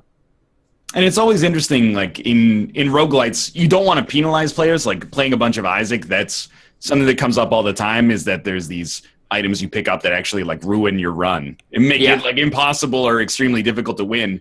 But I imagine when you have like a user-guided crafting system, you also want to avoid giving people like the ability to solve it every time, like for there being one convergent solution that is just like the optimal way to do things. Otherwise, it runs the risk of becoming samey and kind of undermining the replayability. Right, and that's so. If you could get a barrel of every single type, you could build a gun that shot every single projectile in the game and now be like, okay, now I can shoot everything. So you do want to kind of avoid those kind of situations, and giving the player the authority to build their own gun can lead to that situation very quickly. So you do have to be careful about what drops when, and then also creating that soft limit that I mentioned before. Like they can build that crazy gun, but it may not be as effective as they want it to be. So there are going to be definitely things that come across as more, I guess, successful solutions than other solutions. But hopefully, and I'm okay with that so long as they happen rare enough that the player is forced to use other methods to solve problems as well. Because then they may find something that's a unique way of playing the game that they may not have ever experienced before. And even if it is not as powerful as one of these other options, if they find themselves, in a little bit of faced with a little bit of variety that it runs, that's not a bad thing. And I think that Isaac does do that pretty well when you're not getting certain kinds of drops. I mean, yes, if one thing drops over the other, you're always going to pick that freaking laser gun, whatever it is, the laser eye. Brimstone, right, brimstone. You're always going to pick brimstone. But it's like you may like. What am I trying to say here? Like, all those challenge missions in Rebirth, like those things are a great example of this. It forces you to use, like things that I would have never have thought would be fun in Isaac. And I'll play through the first, cellar mission or whatever, cellar level, and I'll be like, I hate this thing. But then by the end of the run, I'm like, this is amazing. I love the planetary orbit item, whatever it is. So I had a lot of fun with those challenge missions, and I want to kind of encourage the same kind of emergent results in Mothergunship. Right. Cool. I've got one here from Stegosaurus, famed developer of Mount Your Friends. He wants to know if gun distinctiveness is important to you. He said he always has trouble with proc-gen gun games where guns feel too samey. It is important to me, and it's... Yes. Do you mean samey visually or samey mechanically? Because there's two different problems there. And samey mechanically, I think, is probably what he's talking about. That's like the Borderlands problem, where all of them, all the guns started to feel the same by the end if you had guns of a certain model or make. And one of the ways I'm combating that is by giving the player... We've got a projectile system we're building that's pretty crazy, that allows for a lot of versatility. And we'll be talking more about it in the future, but right now we're not talking too much about what you can do with it. But the idea is that the player would be able to do some really wildly weird things to their guns, and that should help things from feeling samey, even if they feel strange. Another thing that's important there is that you would not necessarily need to have only one gun. Right from the get-go, you'd be able to have two, dual wielding right off the get-go, and that you can craft each of them independently. So you could build your heavy hitter gun that you use for special occasions, and then have your lighter railgun or your lighter machine gun to use for other situations. And that kind of also encourages the player to not build the same gun twice. Instead, they're going to look for ways to diversify each gun so that they can be used in different situations. Right. Is the kind of the scope of it, and we talked about the Rogue Legacy style unlocking sort of ratcheting forward progress thing, is the scope of it going to put it so the player will have a lot more versatility and options towards the end of that unlock scenario? So you'll be able to make a much crazier gun for every run? Potentially, but you could make the crazy gun from the get-go too. It's just whether or not you would find it to be practical. You may never find building a crazy gun to be practical, like a super crazy gun, because you may find that it's not as effective as a gun that uses 4 of the same exact kind of barrel. You may find that synergy works better. Okay, so you're keeping the balance all the way through to the end, essentially. You're not just sort of letting it go off the rails by the end of that unlock scheme. Well, that's the hope. Whether or not you can execute it, it's going to depend on a lot of playtesting and a lot of refinement on the system as we go. But that's the hope, that it feels like it's curated, but still allows for the craziness if players want to go that direction. Some people would see it as sort of a badge of honor to say that you got to the end, so here you go nuts. Like, here's I still want to do the thing where you have like occasional crazy missions where it's like, all right, we're giving you the window gun. Good luck. Nice. Because those kinds of things are fun to play with, and I feel like with Tower Guns, I was really letting the player go crazy occasionally with like getting 100 jumps, and that's something the players really responded well to. So I'm aware that limited amounts of crazy, limited amounts of letting your game be broken for a short while can be fun, as long as it doesn't overstay its welcome. Nice. All right. I agree. Great. I was wondering, actually, if the hug bots are going to be making a return. I haven't built them yet, but I think my wife would kill me if I didn't put them in there. So they're going to be in there. All right, good. I'm not sure how I want to do them yet, because I want to implement them a little bit differently. Oh, hey, look there's at the him. little hug bot. He's got it. Colleen made that. That's awesome. She only made about like 8 of them or 7 of them. Maybe a couple more. So yeah, maybe 10. But yeah, there's not very many of those things around. That is a custom crocheted hug bot that Nick has there. That I sent, we sent as a thank you for all of your streaming love, or your YouTubing love, I guess I should say, specific. But yeah, you're wearing your Tax 14 shirt, aren't you, Nick? Yeah. No, I'm celebrating the whole event, honestly. Actually, a complete coincidence that I just happen to have this shirt on today. Yeah, they'll be making a return. I'm not sure yet how, but if I did not have them, a lot of people would be very upset with me, because they were a favorite character from Tower of Guns. The one thing that I'm struggling with is the idea that if I throw them in every level, you're supposed to destroy each ship by the end of the ship, so all those hug bots are going to be dead. Yeah, and there was Save or kill the animals. Although that happened in Tower Guns too. I think you destroy the tower at the end, so any surviving hug bots got it at the end. I don't know. Moral quandary. Yeah, so I'm not sure where I want to put them yet, or if I want to do the similar kind of like difficulty trickery that I did with the hug bots in Tower of Guns. But I did like having them there, and I liked having them have actual gameplay repercussions. Yeah, even if they were light. I was trying to reflect back on that, because they did actually make a difference, right? Whether or not you killed them actually had an impact on your gameplay. They did quite a few different things. It changed. I don't know whether or not you guys want spoilers or not. I guess the game's been out a while. We got 3 years is good, right? Okay, so if you killed Hugbot, you could never get to certain levels. Certain levels would never spawn. You also would get a ratchet up in difficulty. You would get some loot, and then you also would never ever see a golden Hugbot. The longer you went without killing a Hugbot, the more likely a golden Hugbot would spawn. And if a golden Hugbot spawned, it was the same choice, but the risk reward was even higher, because they were more likely to spawn a whole bunch of good loot. Okay. So it was kind of like, all right, they couldn't tempt you with these other guys, maybe we'll tempt you with a golden one. Yeah. It was a very light mechanic, but people seem to really enjoy the fact that there was something there and kind of figuring out what they did. And I think that people were, I think that they enjoyed not killing Hugbots and finding certain levels, which I liked. So I want to have similar silly things like that in there occasionally. Mothergunship is not treating itself seriously. It's probably got, I imagine, a similar sort of overall tone that Tower of Guns had, because it's Tower of Guns, while it is hyper violent, it's also not taking itself seriously very much either, right? Well, it's not. I don't know if you call it violent. I mean, it's crazy and actiony, but no blood, nothing. Cartoon violence, kind of. Cartoon. Yeah, it's a game that is accidentally safe for kids because there's no blood or gore. There's hug box. Yeah. There. So yeah, with Mothergunship, it is a little more serious in tone, but not that much. Like it's still about crazy bullets going everywhere, crazy kinds of enemies. I don't know if you'll be able to play as a grandma going to a recycling center like you could in Tower of Guns. I missed that part. That was one of the weird stories. But you can. Well, no, I'm not going to talk about that. Yeah, sorry. That's fine. And then this one came up quite a bit as we were filling the questions, but do you have release planned yet? We've got plans, but we're not talking about them. Okay. Yet. Sorry. Okay. No problem. It's a little bit early. We just announced a couple months ago. We are quite literally working around the clock, though, because Grip Digital is in the Czech Republic. And so the time zone difference works out so that's like we overlap a little bit. Like somebody's working on this game pretty much 24/7. Man. Well, 24/5, I guess. But yeah. Awesome. And all of a sudden he has entered the void. Who, me? No, Ryan. Oh. Sorry. This is my impression of someone getting eliminated from the Big Brother house. Okay, here we go. Oh. And then we play the little piano medley in memoriam pops up. All right, here we go.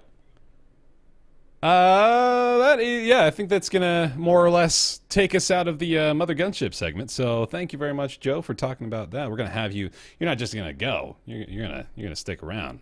We're gonna sure. I'm here for as long as you guys want to have me here. So we are gonna chat a little bit about Twitch's new updates, new features coming to Twitch.tv. That's where we are right now, all of us together.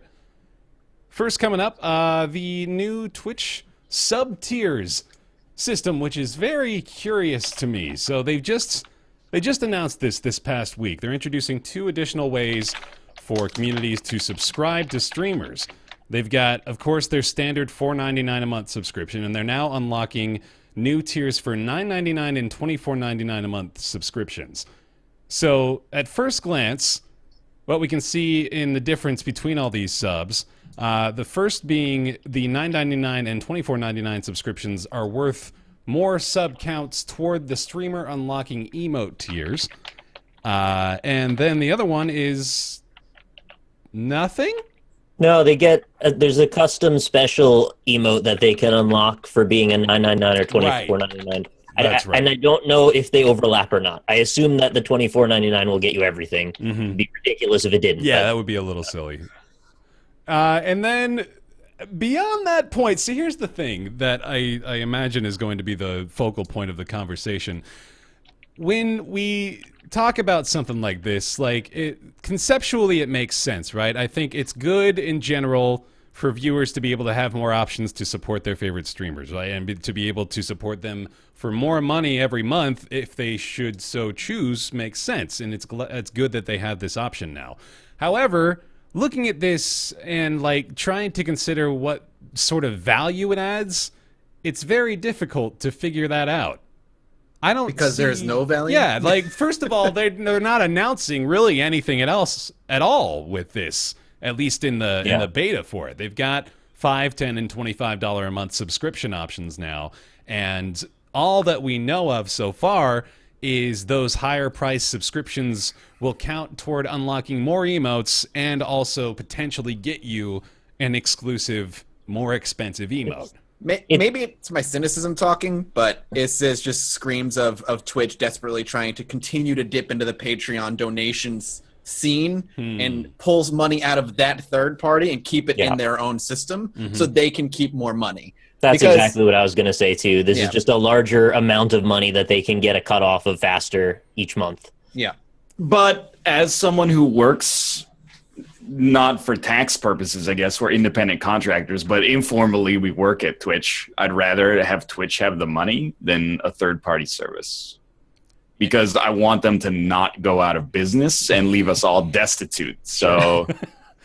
It seems fair. But is that like on the table? That I mean, I didn't think Twitch was hurting that bad in the first place. I don't think we have knowledge of that though. Right. But Yeah. like, I mean, I want Twitch to be as successful as possible, and as long as it comes in ways that are not like manipulative or unethical or etc. Like I don't really have a problem with it. In the scheme of things, it's really pretty benign. It's just, isn't it sort of a slippery slope though, that like you can use that excuse here, but like it could be more awful, and we would probably say, yeah, but we want to stay in business or whatever. Just so chat knows, Twitch doesn't take 50% of fucking everybody. Twitch takes 50% of the lower streamers. The bigger you are, the less they take. It's like that pretty much for... You got to earn your leverage, and then you can get a better contract. Yeah. Most of the bigger people are not splitting it at all, I thought. No, I think they're splitting it. They're just not splitting a lot. Okay. Mm-hmm. I imagine you guys can't say your splits publicly.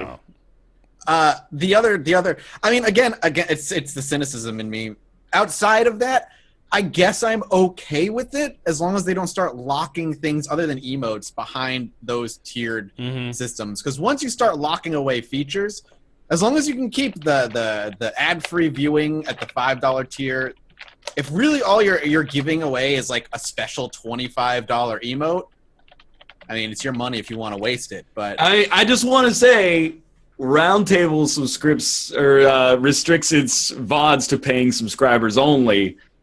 That's something that's a partner by partner. What I'm saying is, though, everything that's given to a $25 tier, with the exception of an emote, should also be given to the $5 tier. You know what I mean? Sure. Yeah. Sure, things should be locked away at the $5 tier, but more aspects should not be locked away the higher you go.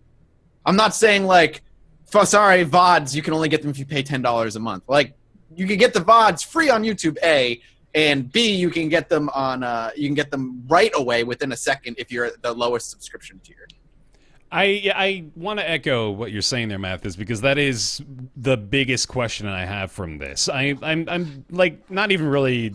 I'm not worried about this at all. I don't see this as like a slope that Twitch could go down. I'm looking at this right now as, what are they going to add?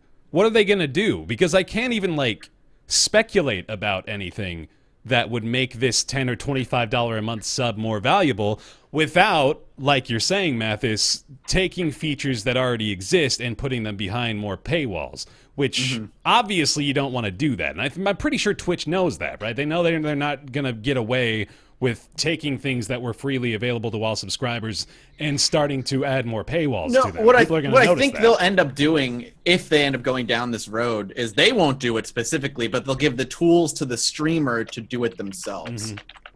Yeah, and that makes sense. YouTube does that as well, but no fucking YouTuber ever uses or implements that because it's stupid. You'd be killing So it's yourself, plausible deniability for them. Yeah.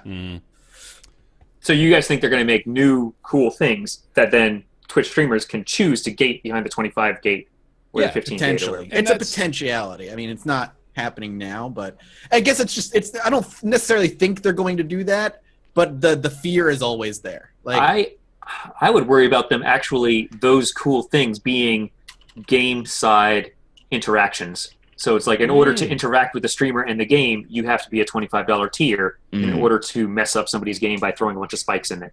Well, they do. A game that already kind of does that is Domina. I don't know if you've ever played Domina. No, I haven't. In order to cheer, you can actually enable in the options menu. The viewers are like the crowd, and you can like yay or nay. In order to make more influence, you could throw bits as a way to have more influence within the game. That's just putting money behind having influence. That's all that is. Like Domina does that, and you can do the same thing. You can also, to a lesser extent, like make it subs only, but I guess that's not that big a deal. But yeah, there's already games that kind of have that implemented. So do you think that I don't know. That's like a way for the the streamer to escalate the amount of influence they get from their chat? I don't know. So like, hey, pay $25 and you can kill me.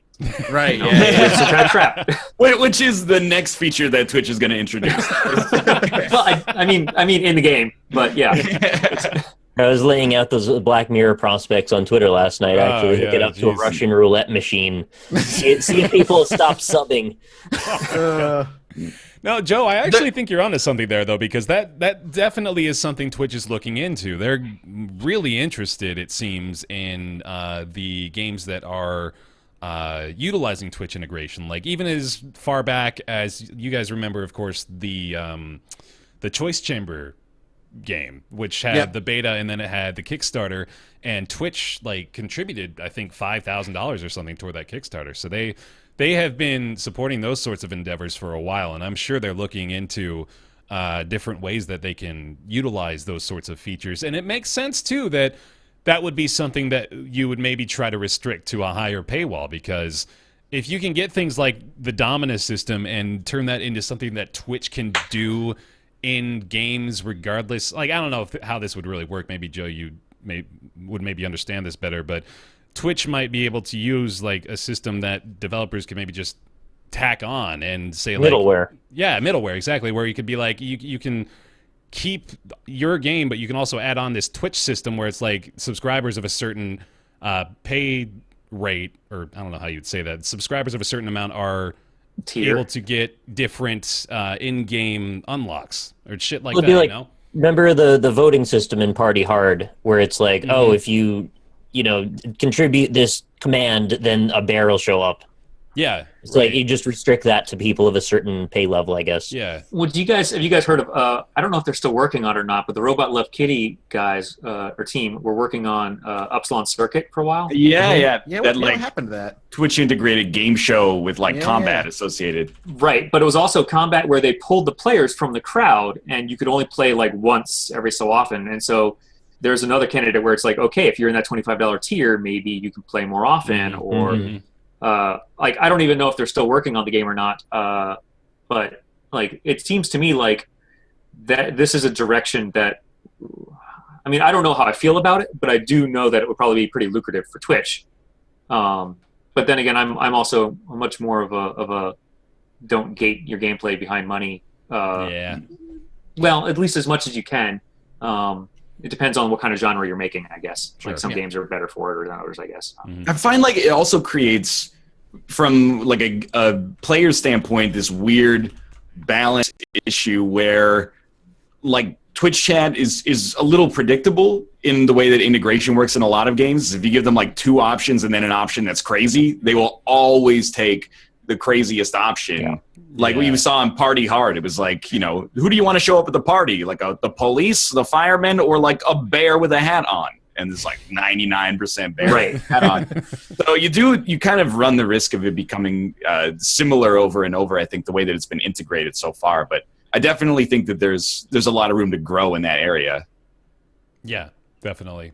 And that's one of the only things really I can think of that it would make sense for those sorts of features to be locked behind a higher price paywall on Twitch, at least for the subs. But it's tough to really think of any other thing that they could add on. They're adding new stuff still. This year even, they've been adding quite a few new things, but I don't know how much more creative. Can you do private streams? I guess you could have private streams as well for just. You used to be able to have a private channel, and they took that option away. Maybe they're taking it away for this. They took it away 2 years ago, but it was actually useful for testing your stream setup so no one could go and watch while you're trying to see if everything's synced properly. Now you have to just make a separate account that nobody knows about to do that. Right. Yeah. But yeah, private streaming, that's one step closer to the wild world of, well, you know what. Cam girls, basically. I sort of... Getting back to the subscription tier stuff, I did a lot of, I've got this overall malaise and jadedness that I just have no patience for Twitch announcing a new feature and then Twitter for 3 days is what does this mean for everybody? I'll stop you. Not that my opinion is necessarily objectively correct, but as someone who's been doing this for 7 years, just show up to work and then in a month see how it affected things, and then you can talk about it. Even I know there's a meta layer above that because we're talking about it on our show right now, and I'm very aware of that, and it keeps getting deeper and deeper into the rabbit hole. But, I really we talked about bits for so long, and for a while they changed the game, and now bits, at least on my show, are like an afterthought. Bits are like a small value add that people can contribute to if they want to, but like for all of the ink spilled over what bits are going to do for the Twitch experience, like so much wasted productivity over this intellectual circle jerk. And this is like 10% of the bits controversy. So I'm like, I don't know. I feel like it's up to the streamer if they want to be scummy and lock stuff away behind the $25 tier. As always, you could support them or choose not to support them. Mm-hmm. So if you think that they're doing things that are unethical or manipulative, then, you know, let other people get suckered and you just go elsewhere to people whose business. Or they'll enable it for you automatically, or you'll realize that everyone has done the thing and you have nothing to lose by adding it. They haven't done that yet, though. Yeah. But they do occasionally decide some features become mandatory, and, you know, but let's give Twitch some credit. Twitch Prime, like, actually changed the game for people on Twitch. I'm saying it didn't. So, I mean, why does slippery slopes never go up? Why is there no magnetic slippery slopes? Because we want to hope for the best and prepare for the worst. And we have very active imaginations, and I personally am rather cynical about the way that corporations tend to end up, which is always the same. And being that it's our livelihood, I have kind of a vested interest in trying to figure it out before they do it, if they're going to do it. I think we should say, though, that, like, YouTube is in its adpocalypse right now. Every other company seems to be experiencing quite a few issues, at least. No, but even then, like, no, I'm getting to a better point here, though. Okay, hold on, just go to work. I'm saying Twitch has actually been doing extremely well. Their track record the last couple of years is fantastic. Like Twitch Prime, great. Bits, controversial at first. Now they're great. This, I'm sure, is going to be great. Like, this is, there's no issue with this. This is just more sub-tiers. Great. The issue is, like, how do they make it more valuable? Which isn't even an issue. It's like, it's speculation. It's trying to discover what they're going to do or what they're planning. We've got to speculate about something, or why are we putting on a show, right? Well, actually, do we want to go down that road? To get back to the very self-aware, I mean, Twitch is creating content by having people talk about how much they're concerned about Twitch. And so, from their perspective, it's like the U.S. political machine creating content, talking about the U.S. political machine. I mean, it's like it's self-feeding, and in a way that benefits the hungry monster of consumer Twitch, I guess. I'm just looking right at the viewer here, you and me. We're on the same level, aren't we? We're all in this together. It all makes sense. All right. Well, I want to talk a little bit about Twitch's newest initiative as well, real quick, while we're on the subject, and that's the affiliate program, which is this has got to be just universally good news, right? I don't know. I don't understand the negative take on this. Something. Oh no! I thought for sure. Damn it! All right. Well, what's the affiliate program? The affiliate program, brand new, just announced today. It is so it's basically going to be the step between unpartnered streamers and partnered streamers. The Twitch affiliate program is going to expand out to tens of thousands of non-partnered streamers on Twitch. It's going to give you some monetization options, even non-partnered monetization options. They're going to be starting with cheering. So it sounds like pretty soon they're going to be rolling out cheering to just about every Twitch channel that streams. I think the requirement is something like 50 followers and 3 concurrent viewers. Three concurrent viewers. So that more or less is going to be most folks that stream semi-regularly on Twitch. Yeah, I think I could get that. Yeah, good job. Right? Yeah. You're a Twitch affiliate now. Congrats. So they're going to be enabling cheering with bits. Let me go ahead and actually pull up this little chart here so folks can see the different availabilities of different tiers of Twitch partnership. So as you can see here, no streamers without any affiliation or partnership get cheering, subs, game sales, or ads. Apparently, affiliates will be getting some sort of access to portions of game sales and advertising revenue.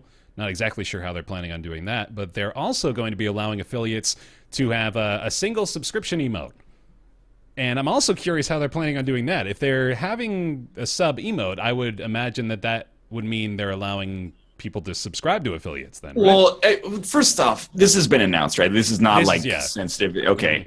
Well, my understanding is that subscriptions are going to be rolled out in a reduced or simplified format for affiliates who are not officially partners. Yeah. So I'm assuming there will be like a subscription that gives you very limited benefits, and the subscriber emote might just be the benefit, but makes sense. it's kind of like an unofficial partnership, I suppose. Okay.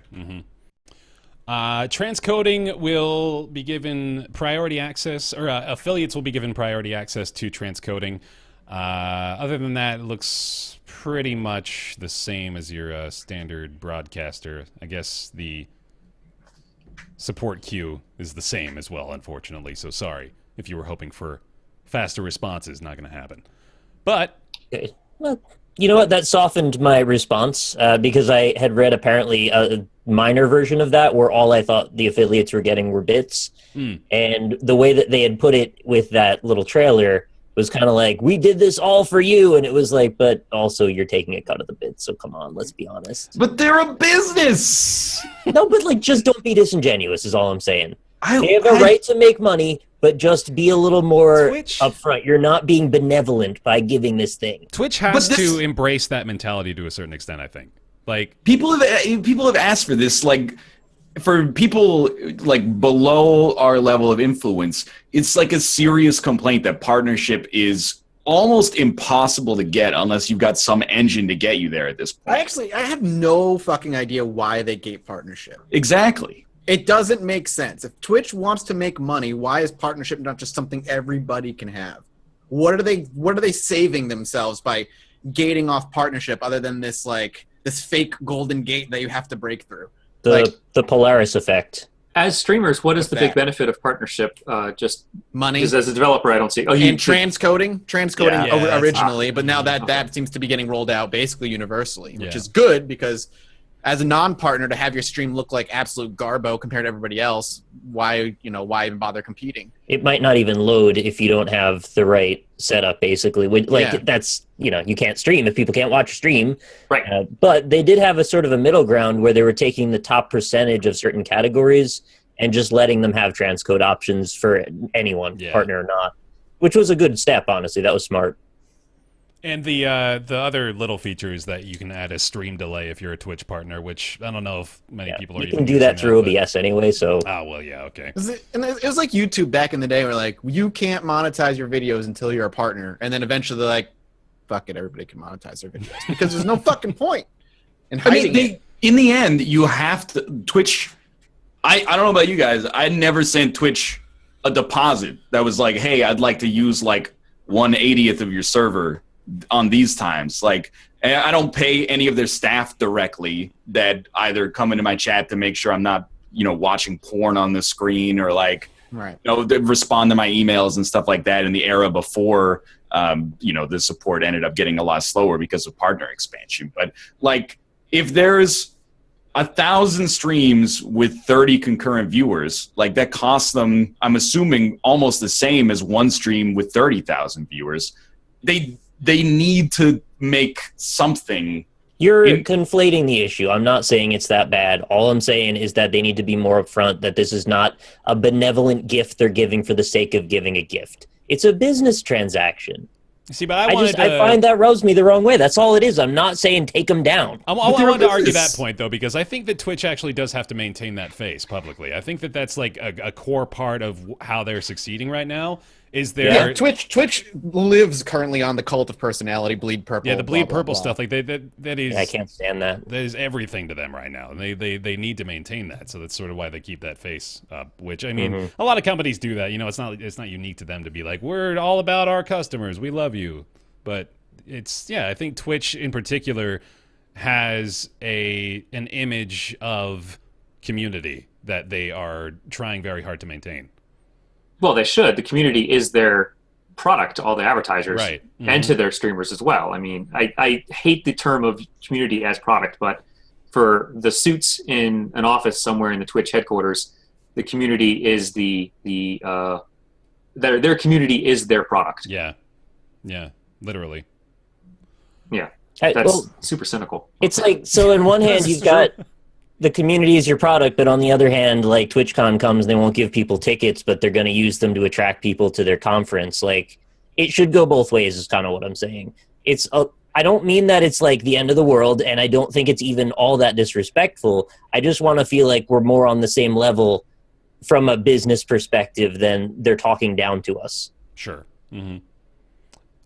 The affiliation itself, though, I imagine you've got at least semi-positive feelings about, right? Yeah, I want to encourage people to stream, of course. Mm-hmm. Yeah, I stand on the side of like, why isn't partnership just an open option? Yeah, yeah. I wonder if actually. Sorry, go ahead. I was going to say, I wonder if Ryan was hitting on something earlier with partnership not being open because of the technical limits. I mean, you're not talking about simple logistics here. You're talking about crazy infrastructure. And so maybe it's the kind of thing where they were like, let's go a couple of years and expand it this way until we have reached the ability to open it up to everybody. Sure. But now the transcoding is open to people with like 3 current viewers, right? Like you said. Yeah. Well, no, it's going to be like with priority access for affiliates transcoding. So I don't really know what that means. Oh, so okay. So the way it used to work before, if I might be wrong, but you would only get transcoding as a non-partner if there were just not enough partners streaming and they had like extra time to transcode or extra whatever, and then you would get transcoding, basically stream on the off hours.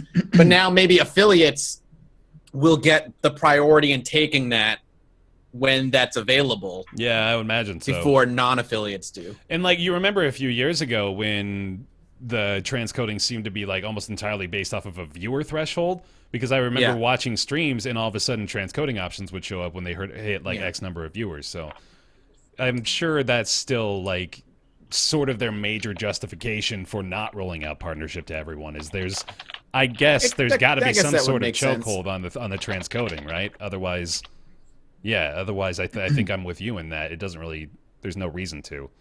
Well, like the other thing is it's not a huge cost per person for paying out and support, but it is like a cost. Yeah. Like somebody at Twitch has to solicit you for your information and then loop you into the payable system. I'm payroll. That's the word I'm trying to think of, but I haven't worked in an office in like 8 years. Yeah, that's true. So they got to loop you into the payroll system, and then that's extra things for their accountants to worry about, and then everybody's got to do the checklist thing where you go and put in all your tax information, and then you got to bug the people who haven't put in all their tax information, and then instead of sending 3,000 letters to the IRS every year, you're sending like 30,000 letters to the IRS. Like it does. Everybody that's looped into getting paid by Twitch is going to cost them at least a little bit more.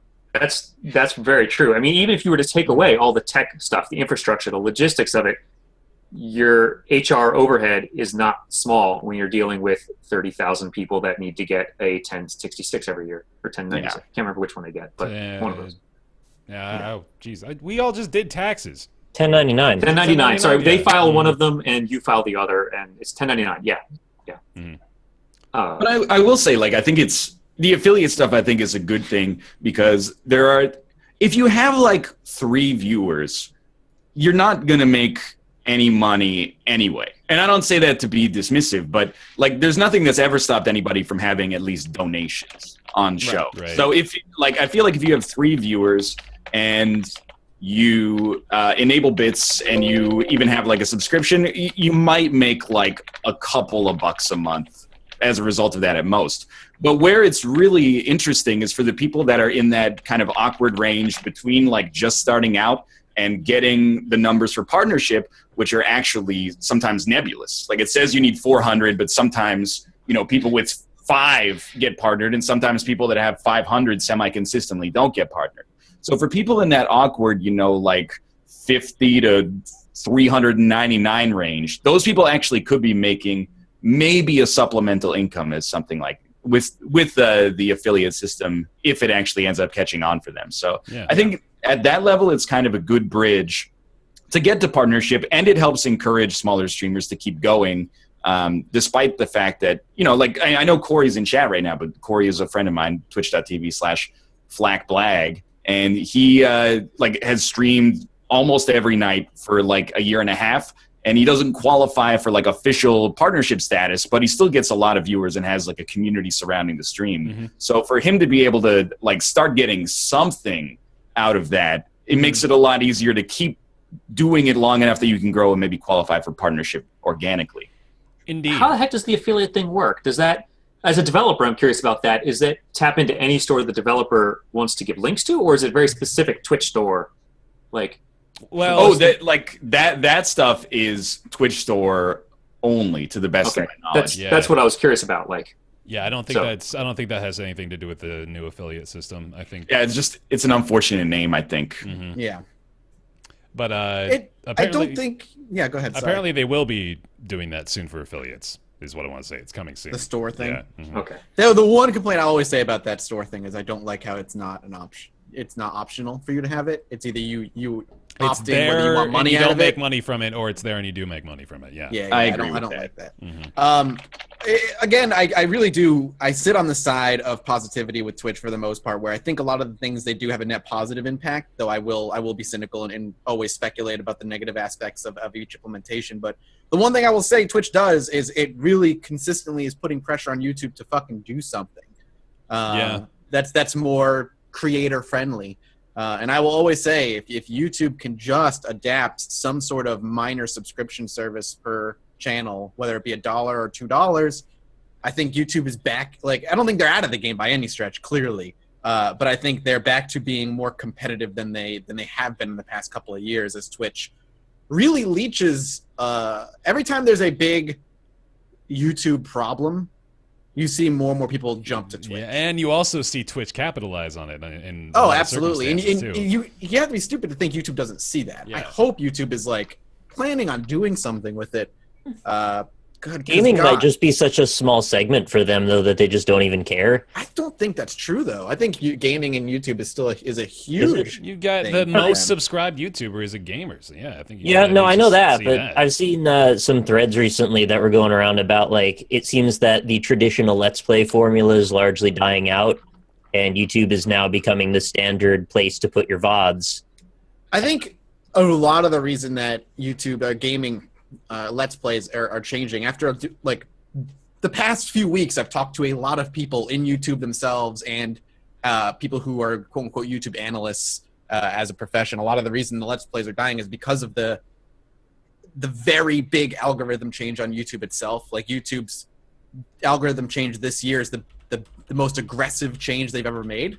And the way videos are being prioritized and found are not how it used to be. And I think that has a lot to do with why, quote unquote, Let's Plays are dying in the way that they are.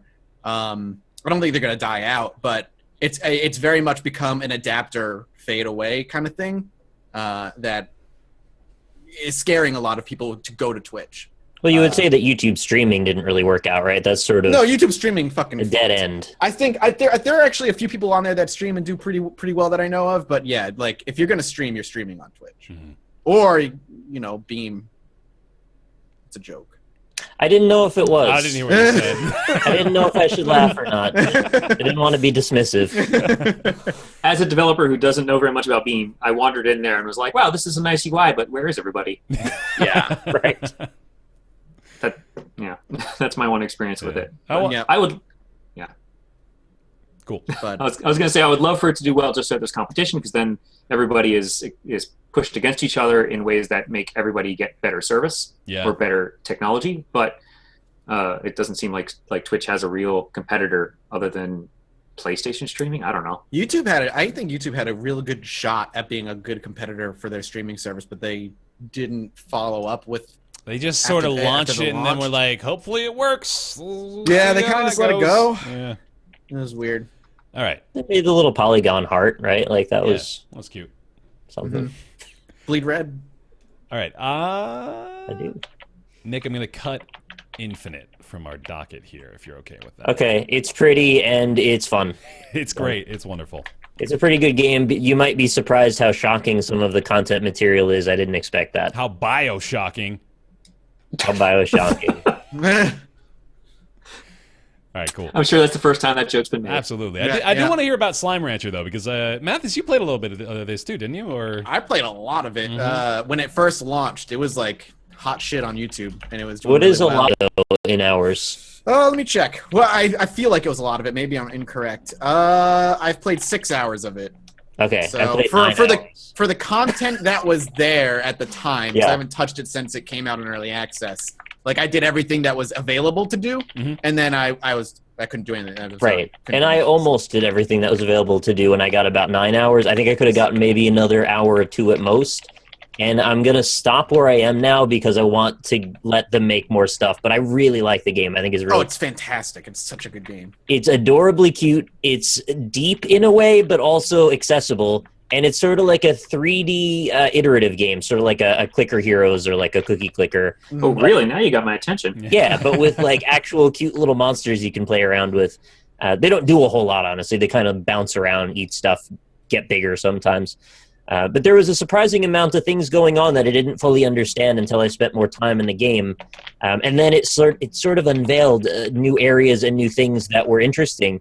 I mean, you start out with just these few little plots to build gardens for the slimes, and then all of a sudden you unlock this lab, and then it's got this whole second level, which, Mathis, you may not have seen this part because I think this is a fairly recent addition. Yeah, there was no lab when I was playing. The lab is like all of the mid-game content from what I can tell, and you start drilling for resources, and the resources become catalyst materials that you can use to create automation and cosmetic materials. Ooh, that sounds really nice.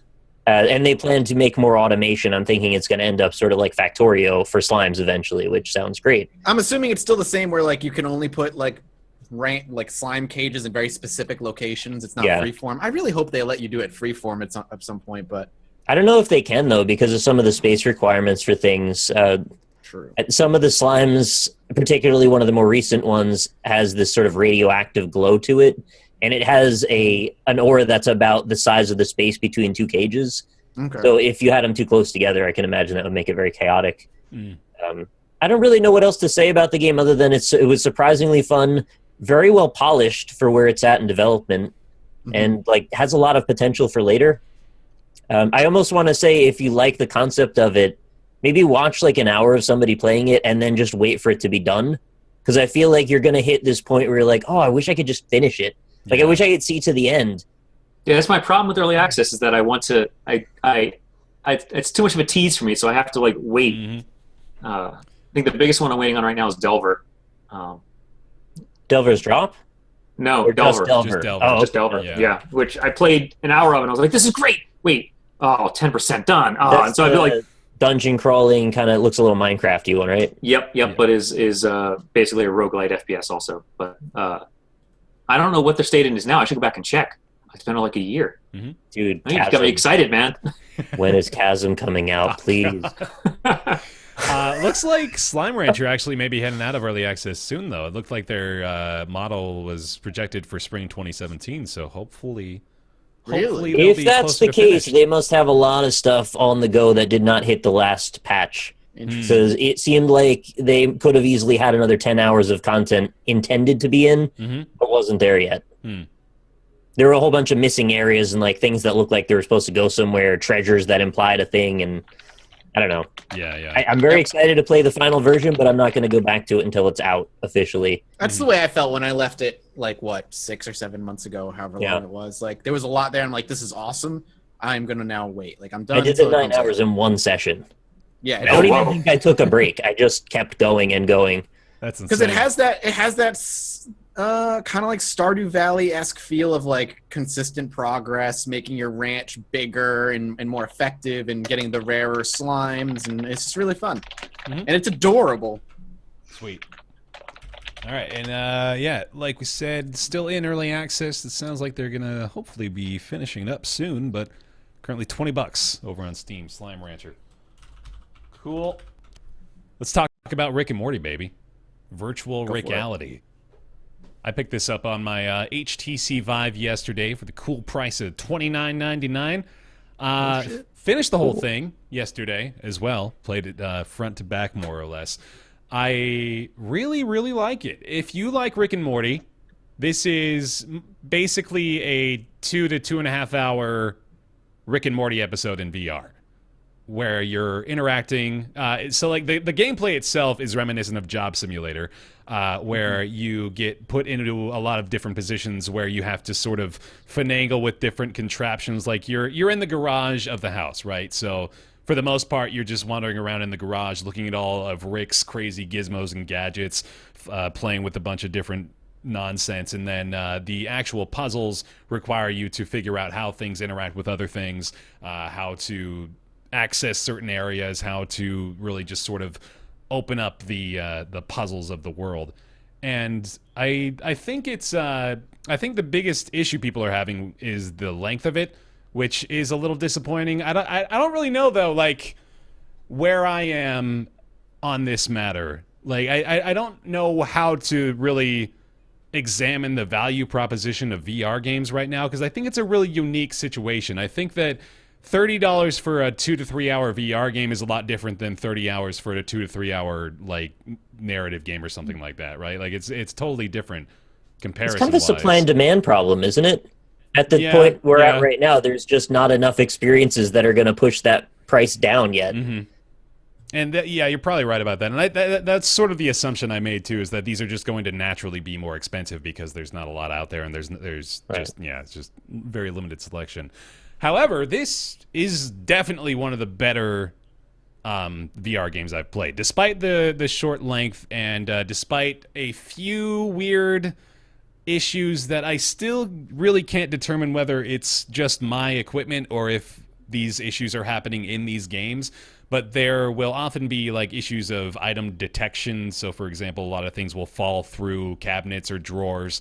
It's common to be holding something and all of a sudden have it freak the fuck out completely because you interacted with a cabinet or with a table in some weird way.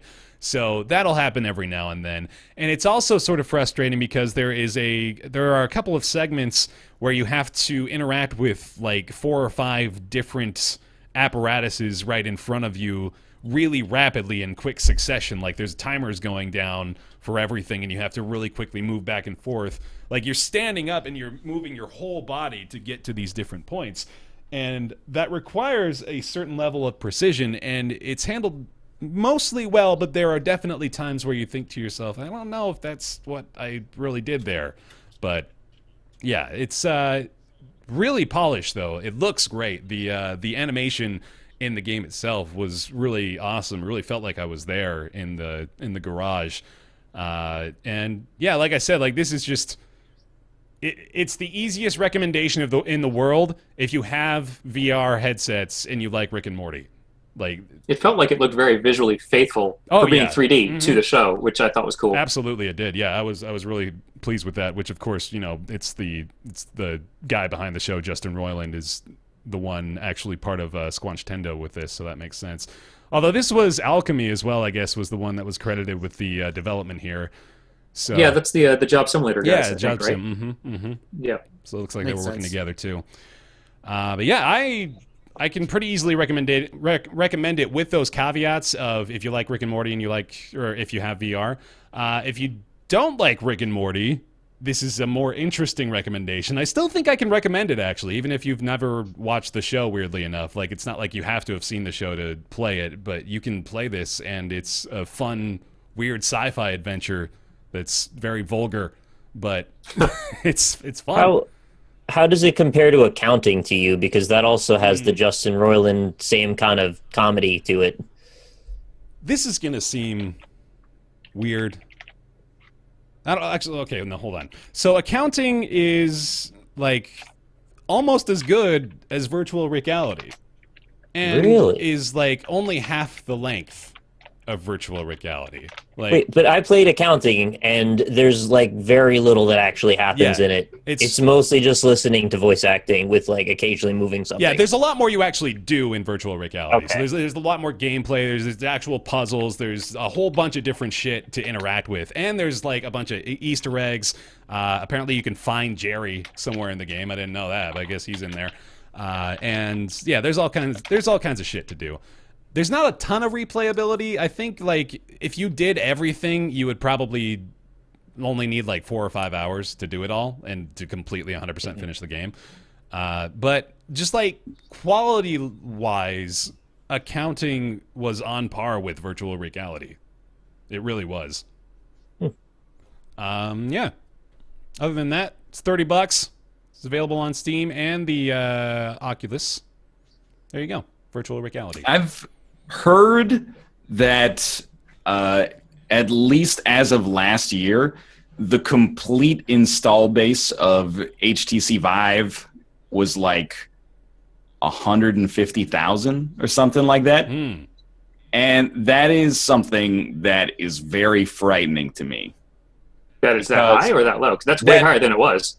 Maybe this is like combined VR ownership then. Because I was like, I'm thinking about it and I'm like, we're in this period where everybody's like really optimistic about VR. Yeah. But who is going to make a VR game, or like not who, but how many people are going to invest like a lot of resources into making a VR game where if literally everybody bought it, your maximum revenue cap is like under $3 million.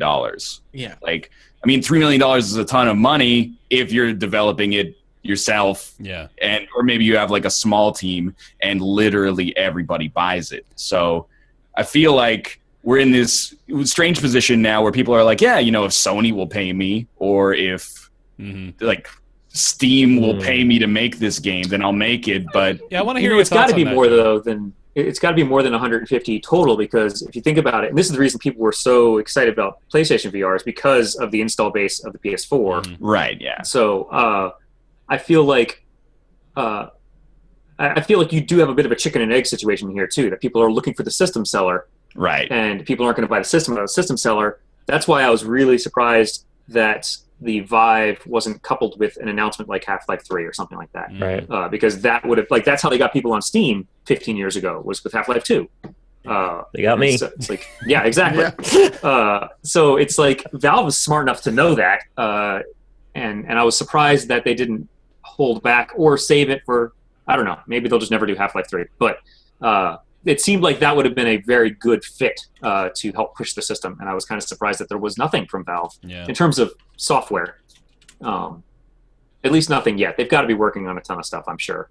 Well, Valve definitely is working. Like I remember just a story we did on Roundtable a few months ago. They're working diligently on 3 full-fledged AAA VR games, so we know that much at least. It's got to be. They've got to be looking at it as like, how can we sell this system? In the meantime, you're just going to end up with the Vive 1.5, Vive 2. You're going to get better and better and better with the hardware. So that's not a bad thing. I figure we won't see an announcement for like one of their AAA games until like Vive 2 is about ready to go. Yeah, I think I tend to agree with you there. And I think virtual reality is like the closest I've seen to a AAA VR experience. You know, like it's very well polished.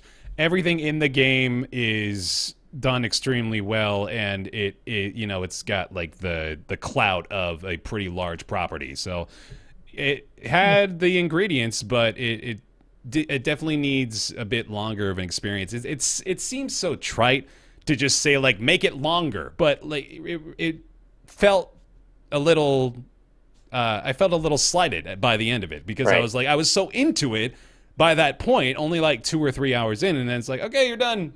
Congrats. Good job. I think there's also the pressure of just, I don't think that most people want to play a VR game for many, many hours. Yeah. So they perhaps sort of tailor these to be a bit more bite-sized. I mean, it may also be a budgeting constraint. I don't know. But my guess would be that probably not many people are going to put on a VR headset and do a 25, 40-hour game.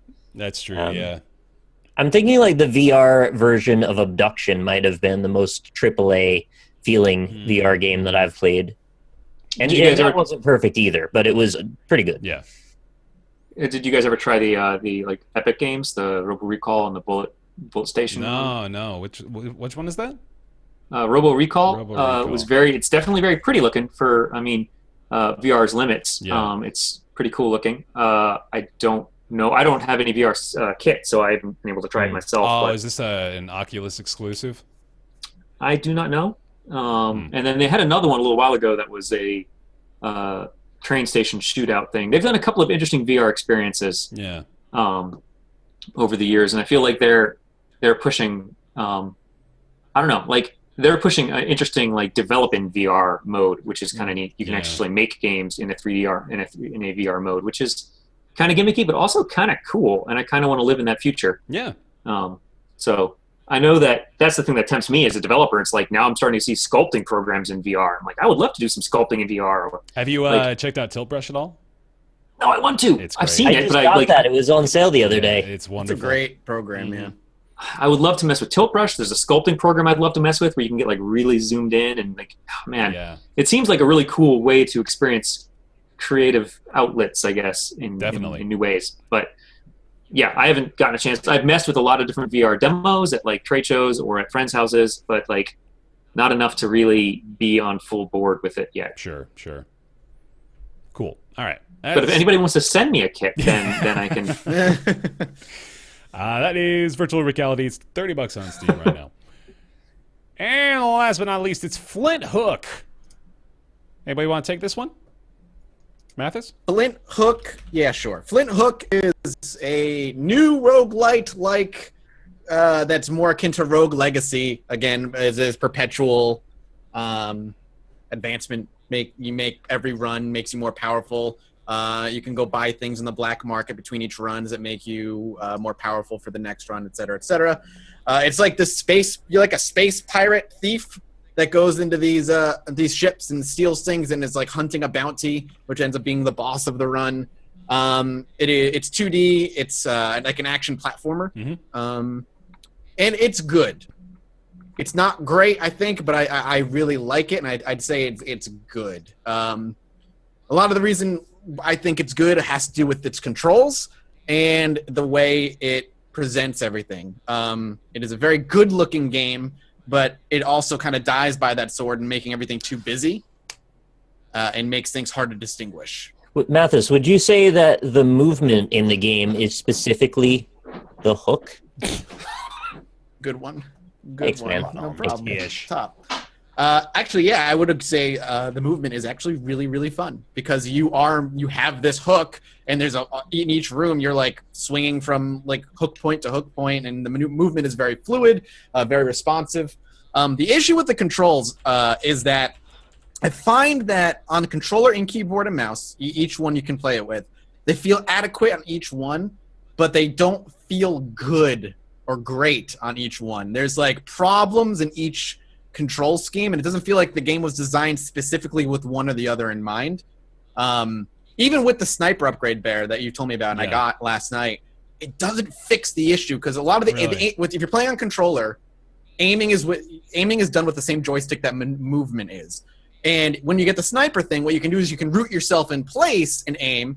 But a lot of the rooms, there's a lot of bullets flying around. So if you root yourself in place, you're gonna get hit, or you're gonna end up like it's almost like a death sentence. It's gonna cause damage, and so it's not really a smooth fix. Whereas keyboard and mouse, you have the ability to free aim as you move with the mouse, but the reticule is so hard to see and all the shit that's going on, and the reticule moves really fast with the mouse that I find it difficult to aim with that as well. So I don't know, like it just doesn't feel great on either one. Here's a question for you. Do you think that the problem then would be controls or level design? Like could the level, because I only played the earlier levels and I thought the movement was great, but I also felt like maybe the level design could have been built around the hook, like giving you more time to walk towards a hook that you then fire at. Yeah, that might be the issue, is that level design could use some tweaking. Because when you are hooking around too, there's not enough fine-tuned control over where you're flying. Well, but there's a slowdown mode. Yeah, that lasts like half a second. Though I that's the issue. You upgraded that as you got further. I haven't. Maybe you have. Maybe you do, bit. but I haven't yet. And the slow-mo mode doesn't last that long. It lasts long enough to get you through the things that you need to slow down for. And I was saying that through the couple episodes that I do. I'm like, I feel like I need to be using the slowdown mode, but every time I use it, it doesn't last long enough for it to be effective. I just saw that as like the logical piece to the puzzle that fixes that problem, which is why when I heard you saying that, I was like, oh, well, they must have thought of that. Maybe they did, and maybe it is later on. I just haven't gotten it yet. But I do like the game a lot. That's the thing. Like it's a really good game. It just the imperfections kind of jump out to me. And another thing I think we're talking about as well is because everything is so in your face, gorgeous and bright and colorful. There are certain things that are hard to see. Like there's a whole room that is just spike traps everywhere. But first time in through, I was like, I didn't notice like the gray metal bar that represents spike straps because it just doesn't stick out enough. The game's kind of low contrast is the thing. Yep. It's gorgeous art, though. Like, I've been a fan of that artist for a while, and I think it's Dom2D on Twitter, and he's fantastic. He or she, actually, I don't know if it's he or she, but they're fantastic. I've every once in a while, a new GIF will be posted, and I'll be like looking at it and be like, oh, awesome. This is when it was in development still. So I can hear what you're saying about the artwork feeling busy because there's so much gorgeous things to look at. You begin to lose your sense of depth between the background and foreground, or what elements are important to pay attention to. The priorities, I guess, are an issue. Like a lot of the just little like stuff laying around in each room, you can actually break and there's money in it. But I didn't realize that for a while. I didn't realize that it's stuff you could bust open because it looked like it was part of the background, and I just thought it was there. But no, actually you can break things open. There's money in them. Difficult sometimes to actually find your character on screen too. Weirdly enough, it's a lot. In the more cluttered rooms. And the targeting reticule is just this tiny little red like blinking thing. It's not bright enough. It needs to be brighter. I really enjoy the movement. Weirdly enough. To really contrast with your opinion, Mathis, but like the hooking itself is really satisfying, and the more I play it, the more I begin to realize, I could get really good at this. Like I think that's what I thought too. There's a pretty high skill ceiling, right? At least it seems like that. It felt like it had that sticky, like that's right, that feels good. Yeah, definitely feeling about it. I thought that as well, but I've only played the first 15 minutes of it, but. I love how they integrate that movement into everything. Like going from room to room is hooking from room to room, which I thought was awesome. It's very cohesively themed, I guess is the word. Yeah. No, I really like the thief aspect. Like you're just kind of busting into this place and stealing everything, killing all the bad guys. But it's like pirate ship thief things with it's like this weird world all of its own. Yeah. But it's cool. Yeah. Yeah. And I like the way that you progress as well. I think it's a really smart system of progression where you've got the raids that you go out on, and then you're trying to do as many as you can within one life, and then once that life goes, you'll level up after that, acquire all the goods and the experience that you got from the raids, and then you've got that Rogue Legacy progression system again where you're carrying over your unlocks and your progression into a brand new experience. And I really like that system of progression. It gives you a lot of incentive to play immediately and play long term, so it's really good. And I agree with you, Joe, in that the traversal between rooms also is fun, which is such a little thing, but it's like I like really quickly zipping from room to room when I know where I need to go. It's like bam, bam, bam, bam, bam, bam, bam, I'm there, and I really like that a lot. It's a weird thing to think is fun, but exactly. Yeah, it gives it a little bit of character too, and it's an element that's almost like a UI element. It's the thing that isn't usually part of gameplay is the way you transition. Exactly. But in this case, it feels natural. It feels like an extension of the theme that they set up, which I like a lot. And being sort of a connoisseur of, I think, platformer controls, even in the little few minutes I spent with it, it feels so smooth. Yeah. Like, I just want to move the character around the screen, which is that's a good sign. Definitely. That means I'm going to spend some time with this, figuring it out. That's so I look forward to playing more. It's maybe a little presumptuous to say, but without that being extremely good, it's difficult for me to play games like this. For the 2D platformer genre in general, you've got to nail the controls. You have to. Oh yeah. What's funny though is your love for Spelunky. The controls in that are a lot less accessible. But I guess once you get them, you get them. Yeah. Is that kind of? Well, I mean, I can. I don't know if I agree with that, but I can see that for me at the start it wasn't that I was having an issue with the controls, it was having an issue with the enemies and with the environments, and just having to learn those. I never really remembered struggling to adapt to the control scheme. I think I did. Did with you? Spelunky? Yeah. I think two things in particular. One was that the jump height didn't feel quite natural. Once I got used to it, it's fine. But it felt a little bit different from what I was expecting and a little bit slower in terms of the gravity taking into effect. But then the bigger thing was, and this is actually I think implemented on purpose, was the amount of overhang you had before you'd fall. And that would catch me a lot for the first 4 or 5 hours I played Spelunky. It took me a long time to get used to, and once you did, you did.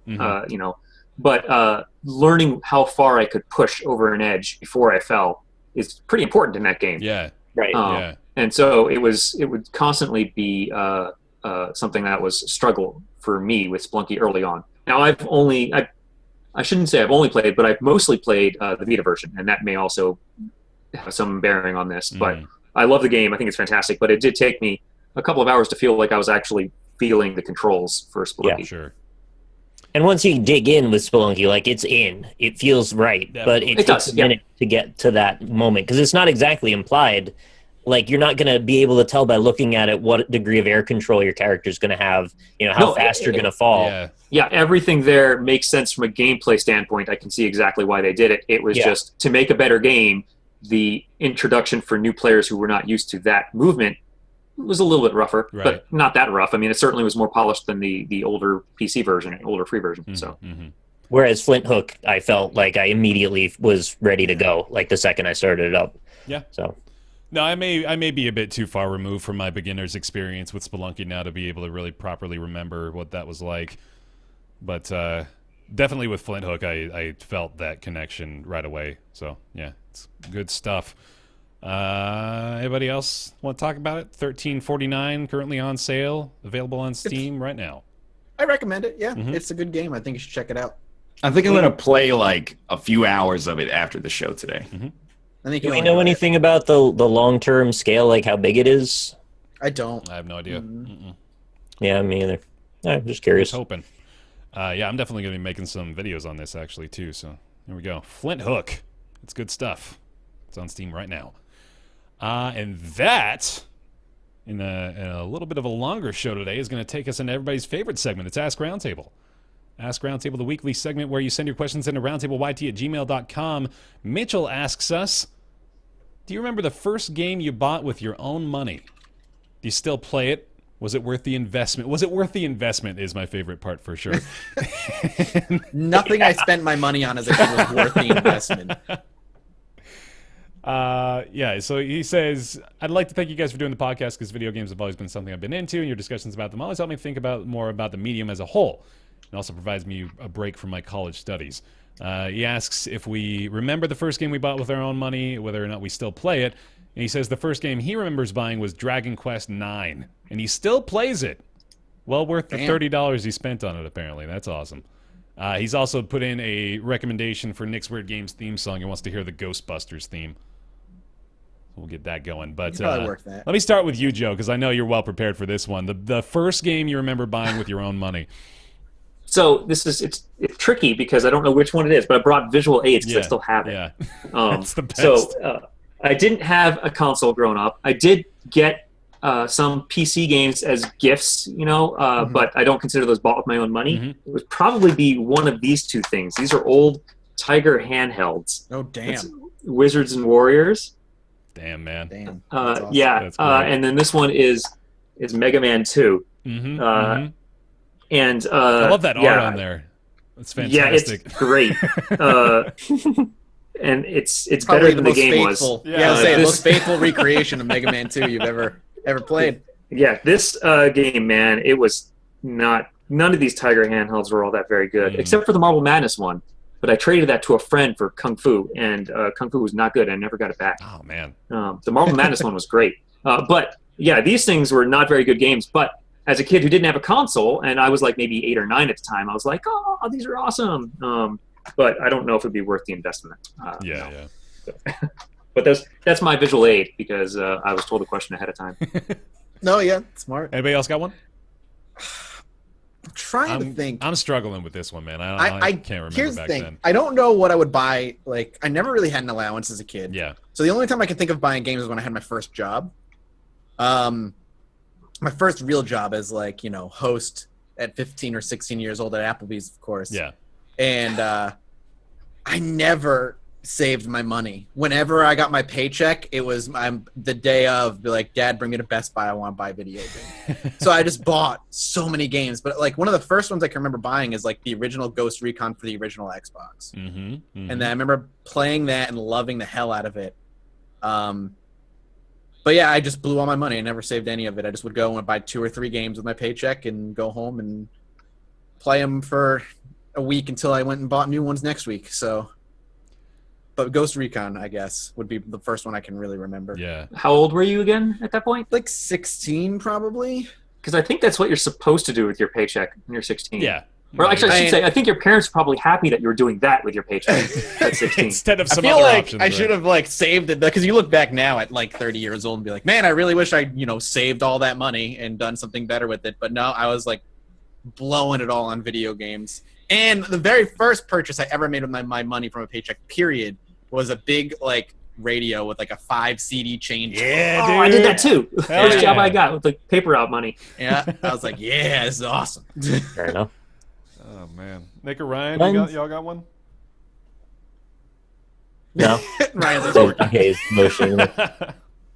I'd say mine's a bit hazy. I'm not sure if this is the correct answer, what the actual first one is, but it's convenient for the sake of anecdotes. Sure. So I'm going to say I believe the first game that I paid money for was Earthbound on the SNES. And I remember paying $90 for it because it came with the strategy guide. Ooh. And it had this massive box that was bigger than every other box. Yeah. Got it from Funcoland, and I believe I had that money from a birthday present or something. And I $90, man. That would have been like on that. in like 1996 or whatever. It was 1994. Yeah, somewhere around there. So flash Crazy forward to, did I get a good investment out of? Well, I beat a Earthbound at least once, so that's probably good.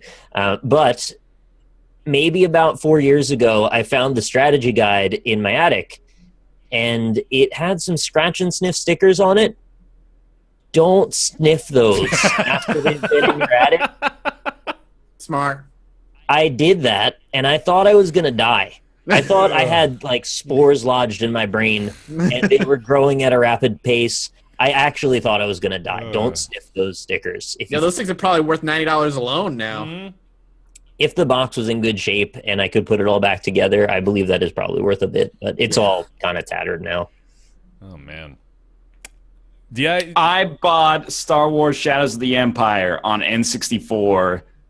I had games before that, but I think my parents bought them all. But definitely, they kind of bought this one. It's not like I had a job, but it had been money that they had given me and I'd accrued over a You had period saved of it. allowance. Yeah, Yeah. so it was their money, but I had been the steward and custodian of that money for some time, and thus ownership had passed to me. Sure. And instead of buying Super Mario 64, which was like $80, I paid 110 Canadian dollars for Star Wars Shadows of the Empire.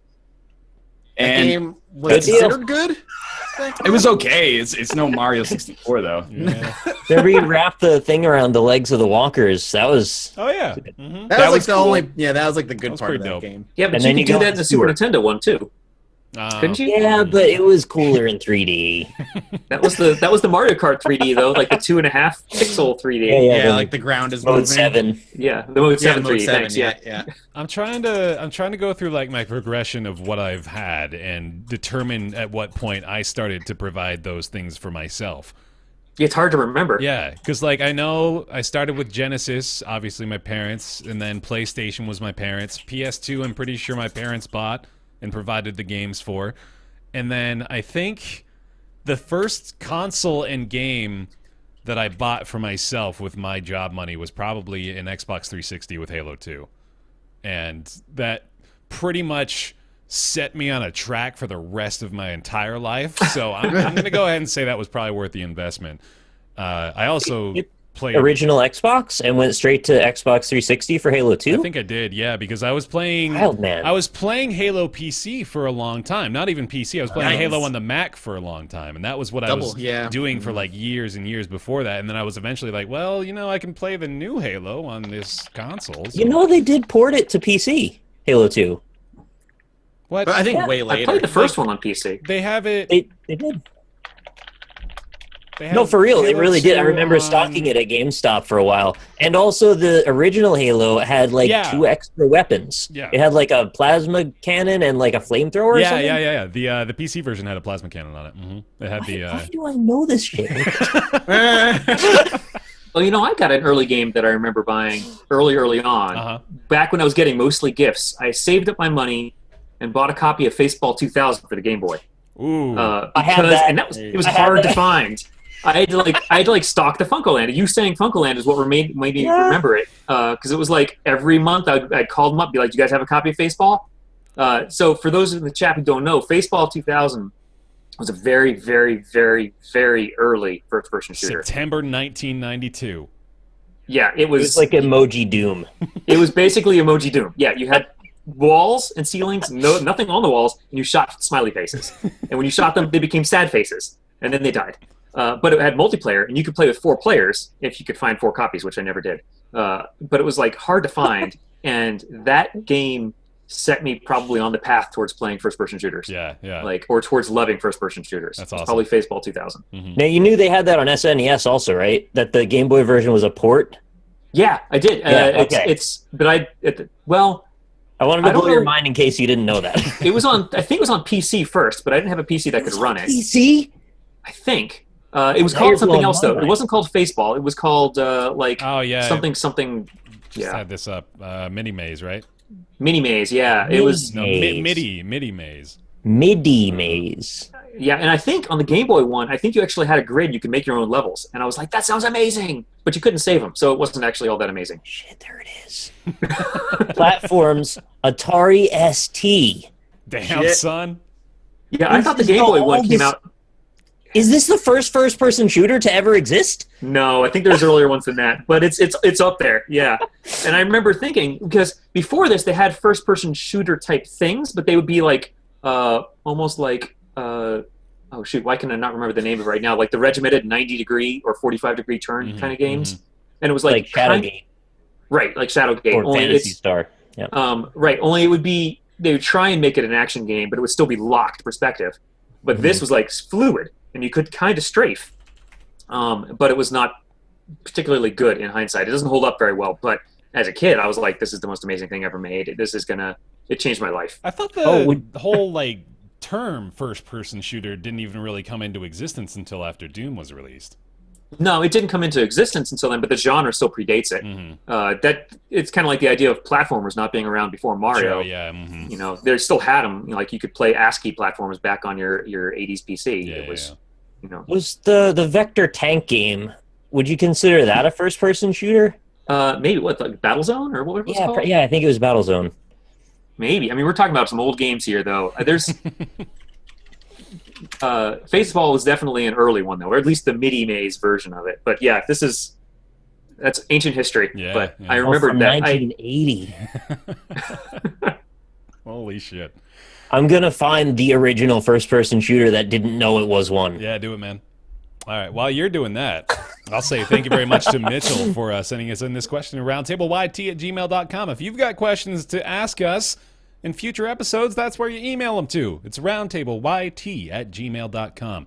It's time for everybody's favorite segment. After their favorite segment, it's Nick's Weird Games. All right, so I got 2 things to say. Yep. The first thing is that the chorus of Ghostbusters is seriously just win it. So like that part, you're just gonna have to bear with it, I suppose. Sure. I got a 2-verser here, and it's also it's a call and response. Okay. Because, you know, in the original Ghostbusters, it goes, you know, if there's something strange in your neighborhood, who are you going to call? Nick's Weird Games. Nick's Weird Games. Oh, you got it. All right. We're there, So yeah, we're there. Feel free to join in at your own comfort level, Joe. I wouldn't want to put you on the spot too much here. I have no idea what you guys are doing. All right, You'll It's figure a it out. segment where we guess a game that I pull out of my bookshelf. All right. Yeah. Okay. So imagine that you've just heard the Ghostbusters intro, and then it goes, you know, that's a different song. If there's something weird sitting on your shelf, what you gonna play? Nick's Nick's Weird Weird Games. Games. Yeah. Delay makes that bad. An indefensible game that you bought for yourself. What you gonna play? Nick's Nick's Weird Games. Games. And then it goes.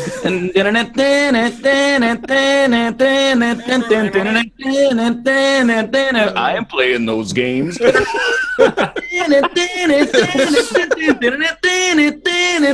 I am playing those games. And then, you know, it goes into the next section and it goes, if your game comes with something scratch and sniff, what you gonna play? Weird games. Just recuse yourself if you catch a whiff.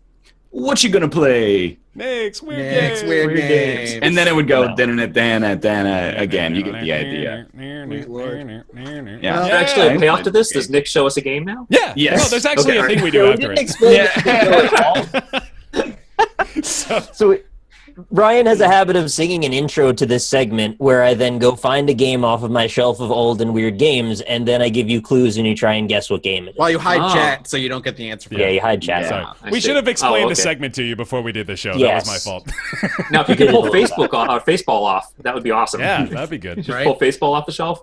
I didn't, With- but it's back there somewhere. With you Um, here, Joe, I think our chances of success have gone up astronomically, so I'm Well- pretty excited about that. I'm with you. Oddly we got. enough, for today's episode, I happened to pick a PS3 game, so it almost doesn't matter. All right. You all have an equal. Equal playing field. There Equal we chance. go. Is it Lair? It's Lair. We did Lair already. It's not going to Damn be it, Lair Forgot again. about that. So today's game, as I said, a PS3 game developed and published by Sony Online Entertainment, was released in November 2006. Obviously, we don't no Googling here, too. Mhm. Vanguard. It is a hack and slash action role playing game with both single and multiplayer, and was touted as having important multiplayer to its functionality. Important multiplayer. It was a big selling point at the time, is what I'm trying to say. Mhm. So feel free to take guesses at any point if you want. I think I know someone who worked on this. Wow. That's badass. That's a tell. No, actually, was it a Gauntlet spin-off kind of like a Gauntlet-ish kind of game? In genre, but not in form. It's not related to it. Hmm. You said it's fantasy hack and slash? Yeah. Mhm. I can give you a few more here. So characters. This actually makes it sound a lot more like Gauntlet when I read this, but it's still not. There's a warrior, a mage, and a scout.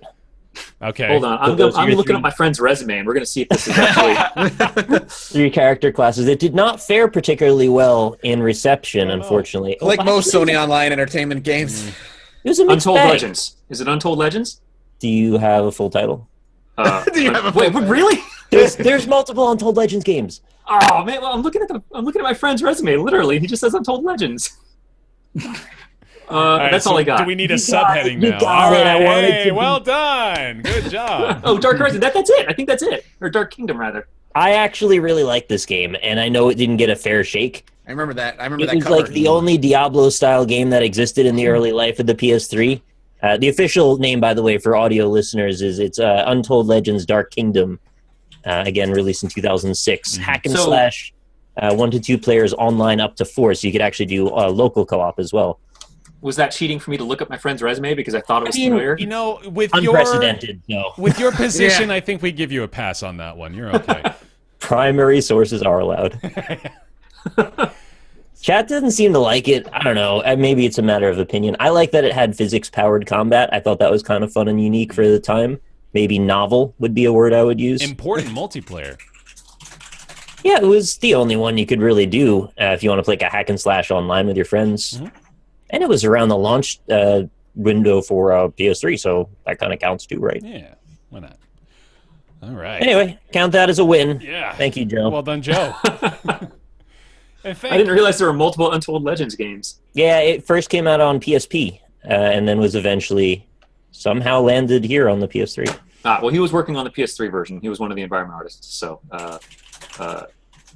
talented artist. Mm. But anyway, Cool. All right. Well, Yeah. ladies and gentlemen, we've reached the end of yet another episode of Roundtable Live. Thank you very much for watching. We really appreciate it. Joe Mirabello, thank you very much for joining us today as well. Where can they find your stuff on the internet? well, there's actually I would love if you guys all went over to mothergunship.com. Mhm, There's a lot to see there about Mothergunship.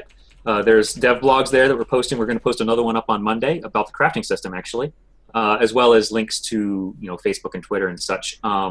Also, if you go to the Steam page, you can actually wish list Mothergunship right now, which is very handy because Valve looks at wish lists for important metrics and stuff, even if the game's not going to be coming out for a while yet. So please do wish list the game on Steam. I would be very grateful. So yeah, those are the two big things. You can also follow Mothergunship at Twitter if you'd like. Mhm. And I think those are the links that my colleagues wanted me to spit out. So yeah. Awesome. You've met your quota. Well done. I did, but thank you very much for having me. This was a blast, and, Yeah. and mothergunship.com. Hell yeah. That was great. Yeah, thank you very much, Joe. It was a great show. Appreciate you being here. thanks a lot. And thank you all for being here as well, for joining us, for watching here on twitch.tv/Roundtable Podcast, which is where you can find us every single Friday from 3 o'clock to about 5 o'clock Pacific Standard Time. You can follow our show here, of course, on Twitch. And you can follow us on Twitter at RoundtablePC to be notified when we go live over there as well. You can watch the show VOD either here on Twitch if you're a subscriber, or you can watch it for free over on our YouTube channels. That's Bear Taffy, Rockley Smile, and Mathis Games. And you can go to the show discussion subreddit, that is roundtablepodcast.reddit.com, if you have any comments or questions or concerns about the show. Quick note for the audio listeners, I'm aware of the fact that the file format is causing some confusion and some issues, so I'm still working on that actively, trying to fix all the little problems with that. So bear in mind those. Bear in mind. Yeah, all right. I said it. You did it. You made the joke. Yay. You tried to stop yourself, and it was too late. Yeah. You did it to yourself. Oh, Box Tomo. Hey. Tomo! And you can go over to patreon.com/roundtable. Hey, we're at $999 on Patreon. What? Thank you all very much. That's awesome. Thank you very much for the newfound support over there on the page. We really appreciate it. Those of you who are pledging anywhere from $1 to $20 to $40 a month, thank you all very much for your support.